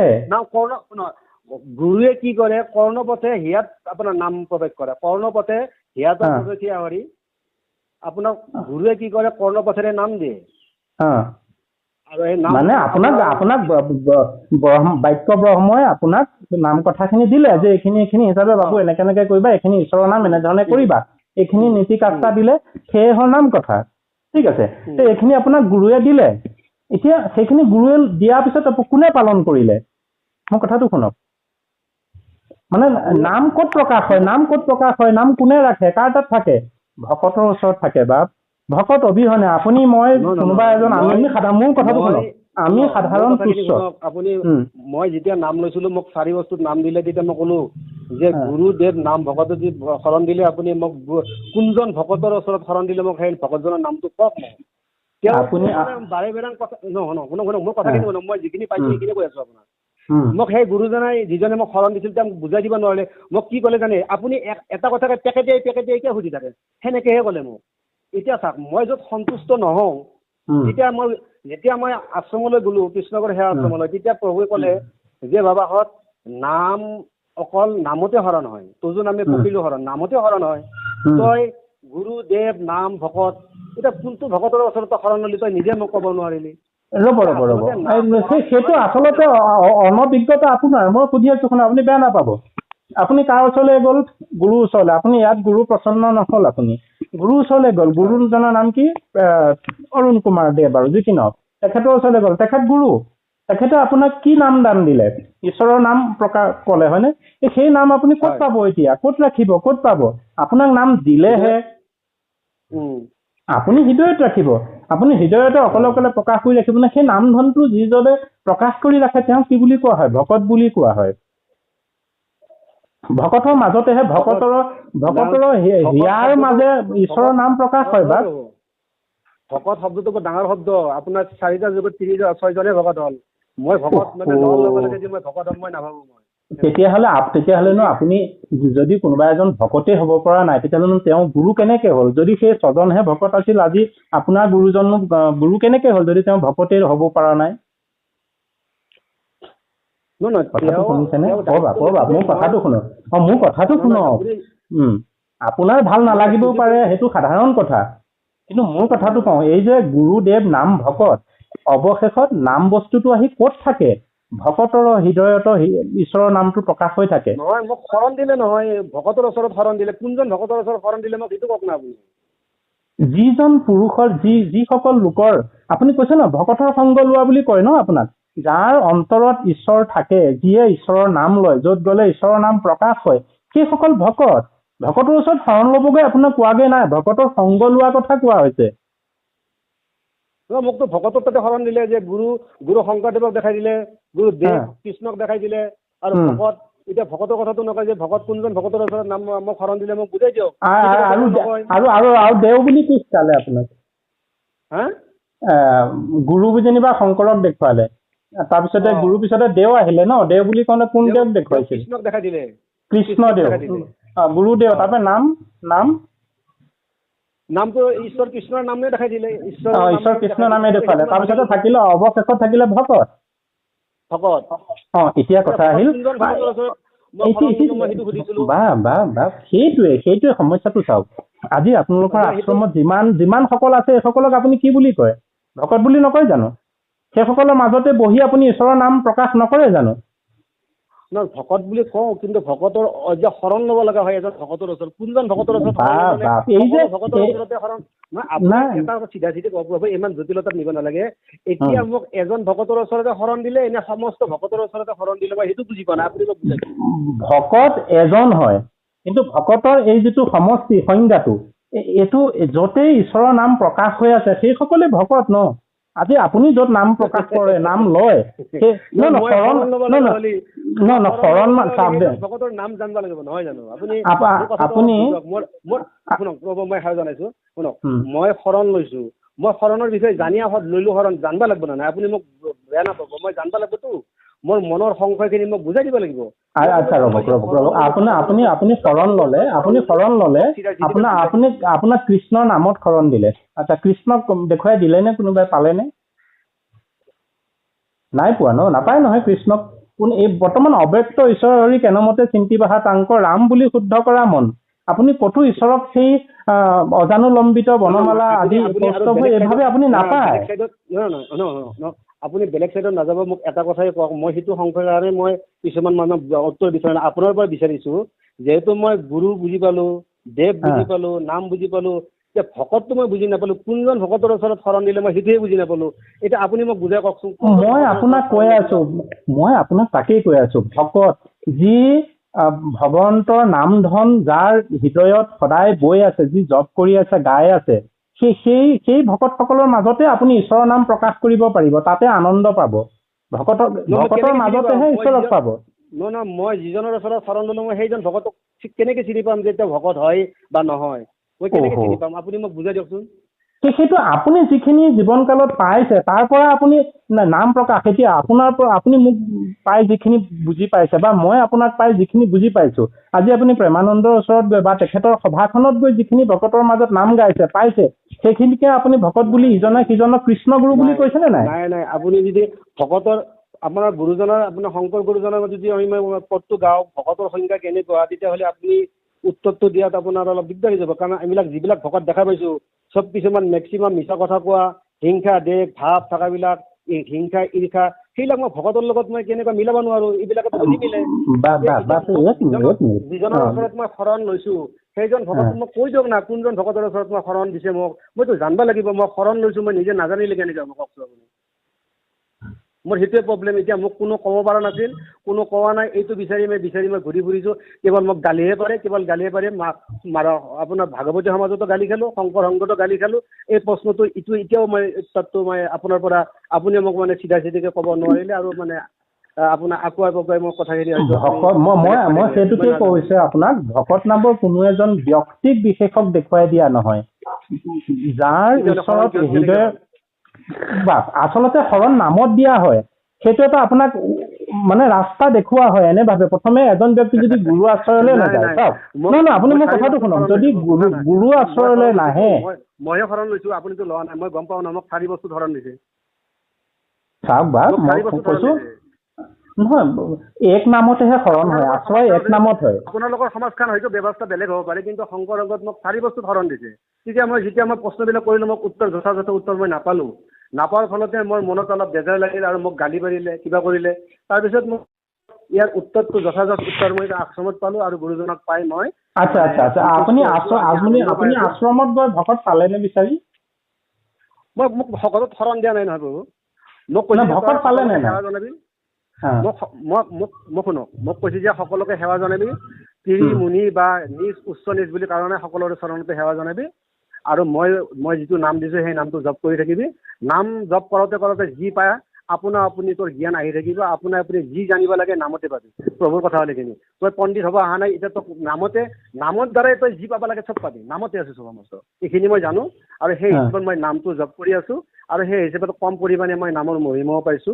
সেইকাৰণে মোৰ এটা কথা দুখ লাগে যে শংকৰ মাধৱক নামানে, সেইটোতো অপ্ৰিয় সত্য কথা। আপোনালোকে শংকৰ মাধৱক গুপ্ত কৰি ৰাখিছে, কিয় লুকুৱাই ৰাখিছে? কিয় শংকৰদেৱৰ নাম প্ৰকাশ নকৰে? আৰু এইটো কথা নহয় যে তাতে আপোনাৰ গুৰুজনে যে আপোনাৰ কিবা শংকৰ মাধৱ গুৰুজনাৰ পৰিপন্থী কৰ্ম কৰি আছে, সেইটোও নহয়। এইখিনিয়ে নহয়, পৰিপন্থীটো কৰিবলৈ মোৰ কথাটো বাদ শুনক।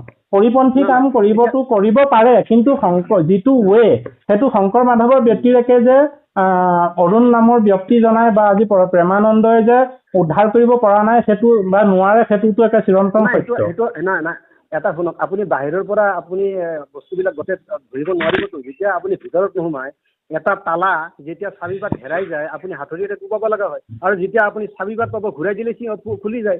ঠিক তেনেদৰে ইয়াতে ভিতৰত সোমালেহে আপুনি বস্তুবিলাক গম পাব। নহয়, বস্তুখিনি মোক যে প্ৰয়োজন হোৱাই নাই, মই অস্বীকাৰ নকৰো দেই। অনেকজন থাকিব পাৰে পৃথিৱীত। মোৰ কথাটো শুনক, আজি মই অস্বীকাৰ নকৰো। তেখেত নহয়, তেনেধৰণৰ আৰু সহস্ৰাধিক অনুষ্ঠান সৃষ্টি হওক, মোৰ ভিডিঅ'টোত মই কৈছো, মোৰ আপত্তি নাই। কিন্তু মোৰ কথা হ'ল, মই য'ত আছো, যি পাই আছো, মই ইয়াতে সুখী, মোক আৰু এজন নালাগে। কিন্তু আৰু এজন যদি শুনক, মই য'তেই যাওঁ ততে আৰু এজন যদি মই ভগৱন্তৰ নাম শুনিব পৰা ব্যক্তি পাওঁ, তে মই জানিম যে মোৰ শুভক্ষণ। কিন্তু মোৰ গুৰু পৰম গুৰু শ্ৰীমন্ত শংকৰদেৱ, আৰু মোক নাম কথা দিওঁতা মোৰ সমাজকেন্দ্ৰিক যি ব্যৱস্থা আছে, মোৰ দেউতাই সেই সময়ত কোনোবা এজন ব্যক্তিৰ ওচৰত গৈ গুৰু নাম কথা দিয়াইছে, আৰু মই গুৰুৰ সৃষ্টি ৰচনাৱলী যিবোৰ মানে তেখেতৰ শাস্ত্ৰসমূহ মই পঢ়ো, ঈশ্বৰৰ নাম মই যিখিনি কৰিব লাগে মোক দিছে শক্তিৰে ভগৱন্তই, সেইখিনি মই কৰি আছো। ঠিক আছে, গতিকে মই অন্য এজন গুৰুৰ কেতিয়াও আশা নকৰো। কিন্তু যদি বাটে পথে যেনেকে আপোনাৰ লগত পাওঁতে মই ঈশ্বৰৰ নাম গাম, আৰু এজনক পাওঁতে মই ঈশ্বৰৰ নাম গাম, সেইখিনি মই অস্বীকাৰ নকৰো। কিন্তু মোক প্ৰয়োজন নাই অন্য এজন গুৰু। আমাৰ শুনক, গুৰুৱে আপোনাৰ নাম দিয়ে, আৰু সেই নামৰ দ্বাৰাইহে আপোনাৰ কি হ'ল অন্ধকাৰ আঁতৰে, ভিতৰৰ অন্ধকাৰ যিবিলাক আছে নামৰ দ্বাৰাই প্ৰকাশ হয়, অজ্ঞানতা নাশ হয়। মই এটা কথাই জানো, নাম ভক্তি দিনে কোনো শ্ৰেষ্ঠ বস্তু নাই। শংকৰ গুৰু সেইখিনি আপুনি কোৱা বা আপোনাৰ গুৰুৱে ক'ত পালে? সেইখিনিতো শংকৰ মাধৱে দিয়া, সেইখিনিতো আমাৰ দোকানতো আছে। নাই, এই কৃষ্ণগুৰু যিটো নাম সেইটোতো শংকৰ মাধৱে দিয়া নাই, আপোনাৰ এৱে দিছে, নহয় জানো? কৃষ্ণগুৰুৰ নাম এতিয়া ক'লো যে আপুনি, মই কৃষ্ণ নামটো ল'লে নহ'ব নেকি? মই সুধিছিলো, বাবা শুন, মাধৱ গুৰুজনাই যিটো নাম দিছিল শংকৰ গুৰুজনাই সেইটো নাম দিয়া নাই। যে আপোনাৰ আগৰ গুৰুসকলে যিবিলাক নাম দিছিল, আপোনাৰ নাৰায়ণ নামটো দিছিল, আপোনাৰ হনুমানে সেই নামটো লোৱা নাই। যুগে যুগে নামবিলাক বদলি থাকে, কিন্তু এজন ঈশ্বৰৰে নাম, কিন্তু সেই নামটোৰ দ্বাৰাইহে আমাৰ ঈশ্বৰৰ পৰিচয়। কৃষ্ণ কৃষ্ণ। এতিয়া কথা হ'ল এই যে গুৰু নামটো, এইটো ঈশ্বৰৰ নাম নহয়। গুৰু নামটো, গুৰু এইটো নাম হ'ব নোৱাৰে ঈশ্বৰৰ। গুৰু এটা সম্বোধন বা সত্তা হয়। কথাটো বুজিছেনে? গতিকে এইটো এটা চিষ্টেম, তেখেতে এটা নতুন ডিজাইনত সৃষ্টি কৰিছে, তাত মোৰ ক'বলগীয়া নাই। কিন্তু আমাৰ বা মোৰ বা আমাৰ আজি ৰাইজৰ যিটো প্ৰবল প্ৰতিবাদ, সেই কাৰণখিনি আপুনি পাতিবলৈ অস্বীকাৰ কৰিছে, কাৰণ আপুনি আচলতে নিজে ক'ৰবাত দুখ অনুভৱ কৰিছে তেওঁৰ যিখিনি কাৰ্যকলাপ। কিন্তু মই এইটোহে ক'ব খোজো, আপোনালোকে সেই গুৰু কিজনাৰ, মই আকৌ কৈ দিওঁ আপোনাক, গুৰুৰ সৃষ্টিকে আপোনালোকে লৈছে, অস্বীকাৰ নাই কৰা। কিন্তু গুৰু কেইজনাৰ বা শুনক, গুৰু কেইজনাৰ নাম আপোনালোকে গুপ্ত কৰি ৰাখিছে, প্ৰকাশ নাই কৰা। সেইটো স্পষ্ট হৈছে, সেইটো কিয় নাই কৰা? আপুনি আপোনাৰ হৃদয়ৰ পৰা শংকৰ মাধৱক আপুনি এৰিব নোৱাৰে, কাৰণ আপুনি প্ৰায় 10 বছৰ কাল আপুনি বাকীকেইটা অনুষ্ঠানত আছে। কিন্তু এই অনুষ্ঠানটোত শংকৰ মাধৱৰ বৰ্ণনা কিয় নহয়? এতিয়া মই আপোনাক বাৰু পাছতো কথা পাতিম। মই আপোনাক তেওঁৰ শাস্ত্ৰৰাজি আমাৰ আশ্ৰমত কি আছে মই আপোনাক দেখুৱাম। তেওঁৰ মহাভাগৱত বুলি এখন ভাগৱতো তেওঁৰ আমাৰ গুৰুজনাই ৰচনা কৰিছে, লিখিছে। মই সেইবিলাকো দেখাম। এতিয়া বাৰু বহুত কথা পাতিলো, ক'ত ভুলো হ'ব পাৰে, আপুনি ক্ষমা কৰিব। মই অজ্ঞ আচলতে নাজানো, তথাপিতো মোৰ এটা দুখ লাগিছিল কেনেকুৱা যে এনেকুৱা সময়ত আমাৰ এনেকুৱা এটা বিভাজন হৈছে যে মানে কৃষ্ণগুৰুৰ সেৱা আশ্ৰমৰ মানুহবিলাকে একদম দুৰ্বল, একো নাজানে, কিবা বেলেগ মানে ভালে গৈ আছে, এনেকুৱা এটা বস্তু আছে। তাতে প্ৰভু যিখিনি বুজি সকলোৰে সকলো কথা, মই যিখিনি কথা ক'লো, মোৰ প্ৰভুৰ লগত যিখিনি কথা পাতিছোঁ মই সেইখিনি বেকত কৰিছোঁ। মোৰ হয়তো ক'ৰবাত এটা ভুল হ'ব পাৰে, মই নকওঁ। কিন্তু মই প্ৰভুৰ পৰা সান্নিধ্যত যিখিনি মোৰ অভিজ্ঞতা হৈছে সেইখিনি কৰিলোঁ। আমি পৰৱৰ্তী কালতো কথা পাতিম দিয়ক। আপুনি মোক বেলেগ বুলি নাভাবিব, আপোনাৰে একদম ভংকী বুলি ভাবিব। কৃষ্ণৰ ভকত আপুনি, মই কৃষ্ণৰ কথা কৈ আনন্দ পাম, হয় নহয়? আজি বাৰু সামৰো না কি কয়? নিশ্চয় নিশ্চয়, সেই একেখিনি কথাকে আমি আপোনাৰ ওচৰত ক্ষমা ভিক্ষা মাগো, যদি কিবা আমাৰ কথাৰে আপোনাক দুখ দিছে। কিন্তু আপুনি এটা কথা দুখ পাইছিলে, তেখেতৰ নামটো ল'ব নালাগে। কিন্তু মই সেইটো কাটিছো আপোনাৰ বাক্য শাৰী, যে তেখেতৰ নাম নল'লে ভগৱন্ত কৃষ্ণৰ নামতেহে জয়ী হ'ব, মানে আমি মুকুতি পাম। গতিকে নাম কোনোবা এজন গুৰুক যদি লোৱা হৈছে, গুৰুজনাৰ নাম ল'বই লাগিব। হয়, সম্বোধন তেখেতক গুৰু বা ভগৱান বুলি ক'ব পাৰো। নাই, আপুনি ল'ব বাৰু, তথাপিতো মই কৈছো যে আমি যেতিয়া তেওঁক আমি মানে উপদেশদাতা গুৰু হিচাপে নহয়, মই আপোনাৰ সৈতে কথা পাতোতে তেওঁক মই তিৰস্কাৰ কৰা নাই নহয়, আপুনি কিয় বেয়া পাব? শংকৰ গুৰু, মাধৱ গুৰু, মইতো নামটো কাঢ়িয়ে ল'ব লাগিব, কৃষ্ণ বুলি মই ক'বই লাগিব ন। আচ্ছা, যি কি নহওক, আমাৰ ফালৰ পৰাও যদি কিবা ভুল হৈছে মাৰ্জনা কৰিব, কিন্তু মোৰ দৃষ্টিত মই শেষৰ কাৰণে মই আপোনাক আকৌ কৈ থওঁ, আপোনালোকৰ অনুষ্ঠানটোৰ উদ্দেশ্যটো মহান। মোৰ ভিডিঅ'টোত আপুনি যদি লক্ষ্য কৰিছে তেতিয়াহ'লে মোৰ মনৰ ভাৱ নিশ্চয় বুজি পাইছে। আপোনালোকৰ অনুষ্ঠানটোক মই বহুত ভাল পাওঁ আচলতে দেই, বহুত ভাল পাওঁ। কিন্তু মই বেয়া পোৱা, মোৰ কথাখিনি সামৰিব দিয়ক। মই বেয়া পোৱা কাৰণখিনি এইখিনিয়ে, শংকৰ মাধৱক নামটো আপোনালোকে গুপুত কৰি ৰাখিছে। দ্বিতীয় কথাটো, শংকৰ মাধৱৰ সৃষ্টি শাস্ত্ৰসমূহক আপোনালোকৰ গুৰু কুঞ্জনাই নাজানো বা তেখেতৰ কমিটিয়ে অভাৰ ৰাইটিং কৰিছে, য'ত তেখেতে নিজে শংকৰ অৱতাৰ বুলি কৈছে আৰু তেখেতে কল্কি অৱতাৰ বুলি কৈছে, যিটো কেতিয়াও গ্ৰহণ কৰিব নোৱাৰো। আৰু যদি সেইটো তেখেতলোকে কৰিছে, তেওঁ নিজে কৰাইছে, তেতিয়াহ'লে সেইটো মহা আচলতে ভুল হৈছে। এইখিনিয়ে হৈছে আমি আপোনালোকৰ অনুষ্ঠানটোৰ প্ৰতি মনত থকা এটা আছো। ঠিক আছে। ধন্যবাদ। এতিয়া আমি অনুৰোধ কৰিছো, আপুনি অলপ মৰমৰ দৃষ্টিৰে চাওক আমাকো, আমি যাতে বস্তুবিলাক যদি সকলোতে থাকে আপুনি আলোচনা কৰক, যাতে এটা মানে এনেকুৱা হ'ব নালাগে যে এইটো আক্ৰমণ কৰে, সেই মনোবৃত্তি যে আমি যাতে নাহে। আপোনাৰ আমাৰ নিশ্চয়। ধন্যবাদ। আপোনাৰ সৈতে মই যিখিনি কথা পাতিলো এই কথাখিনিৰ ওপৰত বেছ কৰি মই এটা ভিডিঅ' কৰিম, চাব, ৰাইজকো চাবলৈ দিব। আশা কৰো সকলোৱে বুজিব, মোৰো যে এখন কোমল অন্তৰ লৈ আচলতে জীয়াই আছো, কিন্তু গুৰুৰ যিটো ক'ৰবাত নাম গুপ্ত কৰা হৈছে, ক'ৰবাত ভান্দনা হৈছে, যাক দেখি মই দুখ পাইছো। মই ভিডিঅ' এটা আপলোড কৰিম দেই। এই কথাখিনি আপুনি আপলোড কৰিব? বেয়া পাব জানো? হেল্ল', বেয়া পাব জানো? মোৰ নাই, এতিয়া আপুনি যদি চাওক, আপুনি যদি সিটো লৈছে, সেইটোতো মোৰ সন্মত হ'লে ভাল আছিল। নহয়, মই আপোনাক প্ৰথমে আপোনাক কৈছো যে মই ভিডিঅ' এটা বনাম, মই কোৱা নাই যে ৰেকৰ্ডিং দিম। আপুনি যদি কয় এইটো মোৰ অট'মেটিক, যে ফোন নকৰক, এইটো মোৰ অট'মেটিক, মই একো কৰিব নালাগে, এইটো গৈ নিজে ছেভ হৈ যায়গে, আজি নহয় বহু বছৰলৈ ছেভ হৈ থাকিব। আপুনিয়ে ময়ে নিৰপেক্ষভাৱে, উদাৰ ভাৱেৰে কিবা এটা কথা আলোচনা কৰিছো। গতিকে আপোনাৰ মোৰ দুইজনৰ মাজত কি সংশয় আছিল বা কি বুজি পালো, ৰাইজেও বুজি পাওক নে কি কয়? আজি যিটো বিশৃংখল হৈ আছে, আপোনালোকৰ অনুষ্ঠানটো নিন্দিত হৈছে, কিয় নিন্দিত হৈছে, আচল অৰ্থটো কি, মানুহেও বুজক নে কি কয়? প্ৰকৃততে কি আপুনি মোক আগবঢ়াই দিছে, ময়ো আগবঢ়াই দিছো, মই কি ভাল পাওঁ। তাৰমানে কি জানিলে, মই এটা কাৰণে কৈছো আপোনাক, আমি দুজনৰ মাজত যিখিনি কথা পাতিলো, সকলোৰে এই বস্তুটোৰ মাজত সেই জ্ঞানটো নাই। কোনোবা যেনেকুৱা ধৰণৰ মন্তব্য আহিব, সেই বস্তুবিলাকৰ কাৰণে মই আপোনাৰ নামটো অজ্ঞাত হৈ থাকিব, আপুনি দায়দোষ নধৰিব, আপোনাৰ নামটো অজ্ঞাত হৈ থাকিব। আৰু চাওক, আমি এটা বিষয় যদি শুদ্ধ ৰূপত ওলোৱাটো বিচাৰো, আমি আলোচনা কৰিব লাগিব। ধৰি লওক আজি এই আলোচনাটো আপুনিয়ে মই ফোনত কৰা নাই, এখন বহল সভাত কৰিছো, য'ত আপোনালোকৰ প্ৰেমানন্দ গুৰুজনাও আছে, কিংবা আমাৰ অন্যান্য লোকো আছে, অসমৰ বিভিন্ন লোক আছে, তেতিয়াতো আমি লুকুওৱা কথা নাই। গতিকে আমাৰ অন্তত সৎ উদ্দেশ্য লৈ আলোচনা কৰিম বিষয়টো, কাৰণ আমি বিচাৰো যে এইবোৰ নিষ্পত্তি হওক, কাৰণ জানিছো লক্ষ্যৰ উদ্দেশ্য একেই, কিন্তু কৰবাত আমি কিয় বেয়া পাইছো মই সেইটো আগবঢ়াইছো, সেইটো আপুনি না কৰিব পৰা নাই।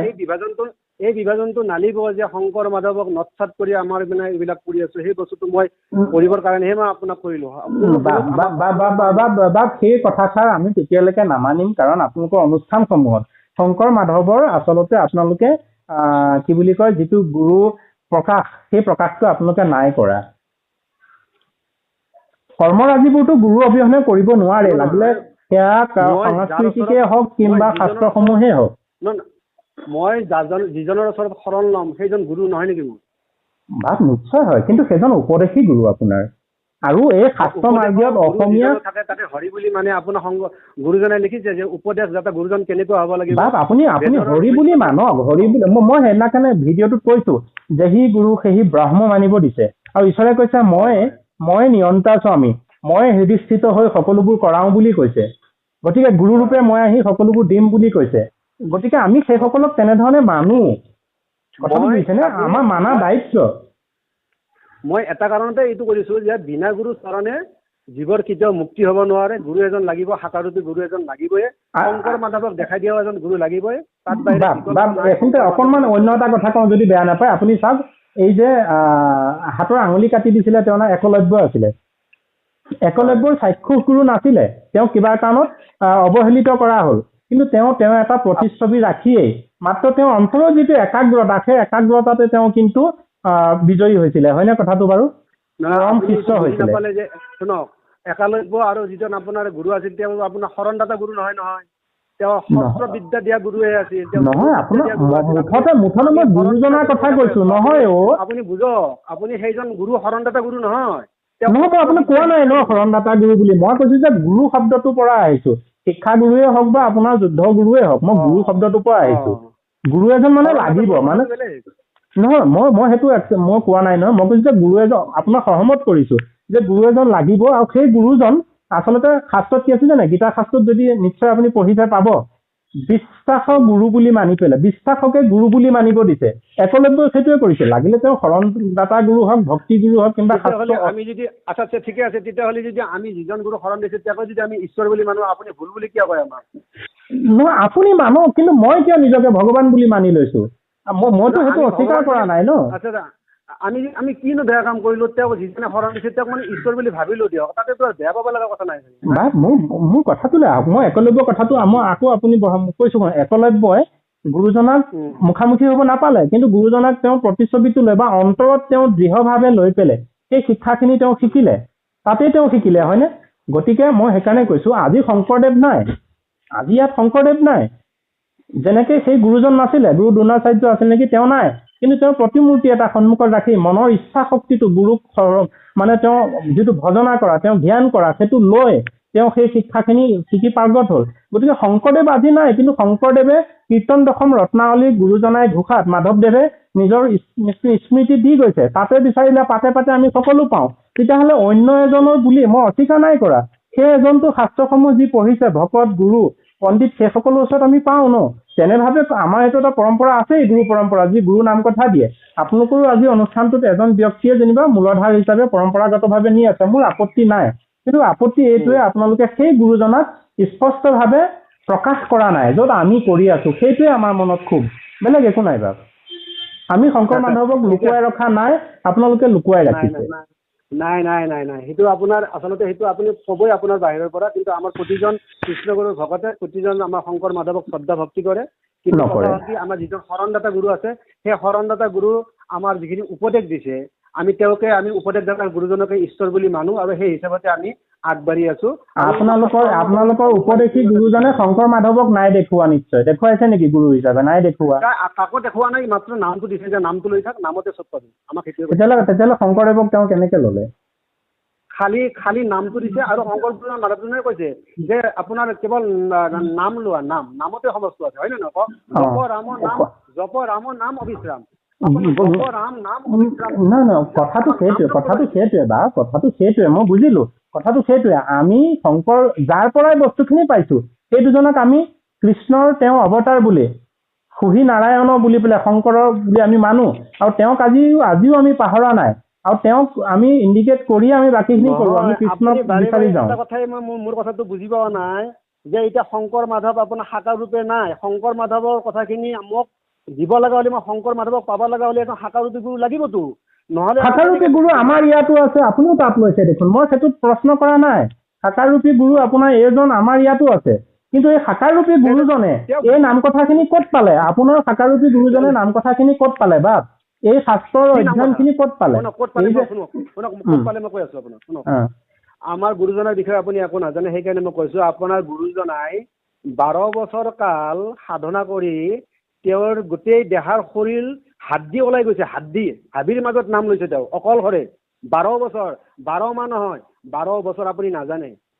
সেই 12 বছৰ সাধনা কৰি তেওঁ কিবা এটা লাভ কৰিছে, আপুনি এই বস্তুটো এনে দিয়া বস্তু নহয়, আপুনি অলপ বুজক, তেওঁৰ বিষয়ে অলপ জানক, আমাৰ গুৰুজনাৰ বিষয়ে অলপ জানক, যে কৃষ্ণগুৰুনো কোন হয়, তেওঁ কিয় এনেকে দিলে, এনেকুৱা আলোড়ন সৃষ্টি কিয় হ'ল, আজি কিমান লাখ মানুহ তাতে গৈছে। মোৰ কথা শুনক, লাখ আলোড়নটোৰ কথা নক'ব, কাৰণ সেইটো সকলোতে আছে। মই যদি এষাৰ কথা কওঁ, আপুনি বেয়া নাপায় যদি মই কওঁ শুনক, লাখ আলোড়নটো বহু জেগাতে হয়, কথাটো গম পাইছে নাই? মানুহবিলাককতো টানি নিয়া নাই, মোকতো টানি নিয়া নাই না। নহয়, বাকীবিলাকেতো টানি নিয়া নাই, আজি শংকৰদেৱ সংঘই টানি নিয়া নাই, কি বুলি কয় ইলাৰাম দাসে টানি নিয়া নাই বা আমি যি সংঘত আছো তেখেতলোকেও টানি নিয়া নাই। আৰু এটা মোৰ কথাটো শুনক, আপুনি যদি বেয়া নাপায় কথাটো বেলেগভাৱে নল'ব। সৌ সিদিনা অসমলৈ এগৰাকী, মই জাষ্ট উদাহৰণটো দিছো, মানুহ ক'ত নাযায়। সৌ সিদিনা অসমলৈ এজনী পৰণিষ্টাৰ আহিছিলে, কি নাম তেওঁ আহোঁতেও গোটেই অসমৰ মানুহ উৰি খাই গৈছে ঢোলে ডগৰে লৈ। তেওঁতো মাতি নিয়া নাই, কিয় গৈছে?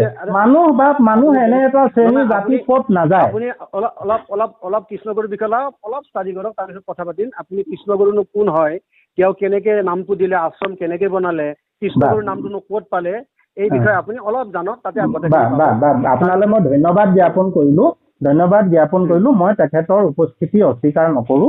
তেখেত এজন সদগুৰু হিচাপে আহিছে আছে, মই ভিডিঅ'টো কৈছো, আজিও কৈছো। কিন্তু মই কওঁ যে মই তেওঁৰ ওচৰলৈ এজন ধৰি লওক শাস্ত্ৰজ্ঞ বা ঈশ্বৰৰ ভকত সেৱক হিচাপে মই কেতিয়াবা যদি যাওঁ, লগ পাওঁ, কথা পাতিম, মোৰ তাত কোনো আপত্তি নাই। কিন্তু মোৰ গুৰু শ্ৰীমন্ত শংকৰদেৱ মাধৱদেৱ, তাৰপিছত তেখেতলোকৰ এই আদৰ্শখিনি বান্ধি ৰখা আমাৰ ভেটিবোৰ আছে, সেই ভেটি ৰখীয়াসমূহ আছে, সেইসকলৰ পৰা আমি নাম কথা লৈছো, আমি সেইমতে ঈশ্বৰক উপাসনা কৰিছো, সেইমতে আপোনালোকৰ পৰম্পৰাটো। কিন্তু আপোনালোকৰ পৰম্পৰাটোত এটাই আমাৰ অন্তৰত দুখ যে আপোনালোকে শংকৰ মাধৱক লুকুৱাই ৰাখিছে আৰু আমি প্ৰকাশ কৰি ৰাখিছো। ঠিক আছে, মই আপোনাক দেখুৱাই দিম, কিন্তু আপুনি ভাবা নিচিনা মই নেদেখুৱাও। আমি কেনেকে শংকৰ মাধৱক আগুৱাই নিছো আপোনাক দেখুৱাই দিম, হ'ব? নিশ্চয়। ভাল বাৰু মই আপোনাক প্ৰমাণ দিম, আৰু আপুনি নিজে ক'ব যে মই সন্তুষ্ট হোৱা নাই বা সন্তুষ্ট হৈছো, মোক ক'ব আমি কেনেকে আগবঢ়াই নিছো। সাক্ষুকটো নাই, আপোনালোকে অজ্ঞাত ৰাখিছে ন বিষয়টো। আপোনাৰ শংকৰ গুৰুজনাৰ আপোনাৰ মহাভাগৱত বুলি এখন ভাগৱতে লিখি দিলে প্ৰভু কোন হয়। এতিয়া অসমৰ মানুহে কৈছে যে শংকৰ, হয় কওক। আপুনি কৈছে যে ভাগৱতে লিখিছে, ভাগৱতখন পাৰিলে আপুনি ফেচবুকত এটা পেজকে প্ৰকাশ কৰিব, আপোনালোকৰ গুৰুজনাৰ কৃত শংকৰদেৱৰ স্মৃতি বুলি পেলাই আমি সকলোৱে পঢ়িম, কাৰণ এতিয়াতো তাত গৈ চাবলৈ সময় নাই। আৰু দ্বিতীয় কথাটো মই কি কৈছো, কি বুলি কয়, শংকৰ মাধৱৰ সৃষ্টিৰাজিসমূহৰ অবিহনে অসমৰ কোনোটো খোজ আপুনিও স্বীকাৰ কৰে, ময়ো কৰোঁ, সকলোৱে কৰে, আমি দিব নোৱাৰো। কথা হ'ল যাৰ সৃষ্টিৰাজিক লৈ আমি জীয়াই আছো, সেইজনক আমি প্ৰকাশ কৰাটো আমাৰ প্ৰথম দায়িত্ব, যিটো আপোনালোকৰ অনুষ্ঠানত নাই হোৱা, যিটো গুপুত কৰি ৰখা হৈছে, সেইটোৱে আমি দুখ পাইছো। সেইটো আপুনি দেখি আছে, মই আপোনাক দেখাই দিম বুলি ক'লো, সেইটো চাইডটো এৰি দিয়ক এতিয়া। ভাল বাৰু আজিলৈ ৰাখো, দায় দুখ নধৰিব দেই। বাকী আমাৰ কথোপকথনখিনি দুজন সদিচ্ছাৰে কথা পাতিছো দুটা বিষয়ৰ ওপৰত। আপুনিও গম পাইছে মোৰ ভিতৰত কোনো ধৰণৰ কুটিলতা নাই। এটাই যে আমাৰ গুৰুজনক গুপ্ত কৰি ৰাখিছে আপোনালোকে, আৰু আপোনালোকৰ গুৰুজনাই ক'ৰবাত কিছু ভুল কৰিছে, যিটো আপুনি আজি পাতিব বিচৰা নাই। গতিকে আমি সকলো অসমীয়া মানুহ একেমুখে আগবাঢ়ি যোৱাটো বিচাৰো। নহয়, আপুনি কি আহে বাৰে বাৰে, আৰু আপুনি আৰু নিগেটিভ টাইপটো কিয় কৈ আছে? নহয়, মই সেইটোতো ক'ব লাগিব, যিটো আজি আপুনি অন্য এদিন এখন ইচ্ছা কৰিব, সেই বিষয়টো যিটো আজি পাতিব বিচৰা নাই, সেইটো এদিন মোৰ পাতা ইচ্ছা আছে। আপোনাৰ এজন গুৰু লাগিব, শাকাৰূপী গুৰু লাগিব, আমি শাকাৰূপী গুৰু, আমি কৃষ্ণকৰ সেৱা। নহয়, মই সেইটো কোৱা নাই। মই কৈছো যে যিটো আজি আপুনি পাতিব বিচৰা নাই, মই সেই বিষয়টো পাতিব বিচাৰিছো। এদিন আপুনি সময় উলিয়াই আকৌ ফোন কৰিব মোক। নাই, পাছত পাতিম। মই আজি এটা বিষয়ৰ ওপৰত পাতিছো। নিশ্চয় মই তাকেহে কথাটো খালি বাহাল ৰাখিছো আপোনালৈ। ধন্যবাদ। কৃষ্ণ জয় গুৰু শংকৰ কৃষ্ণ। জয় কৃষ্ণ।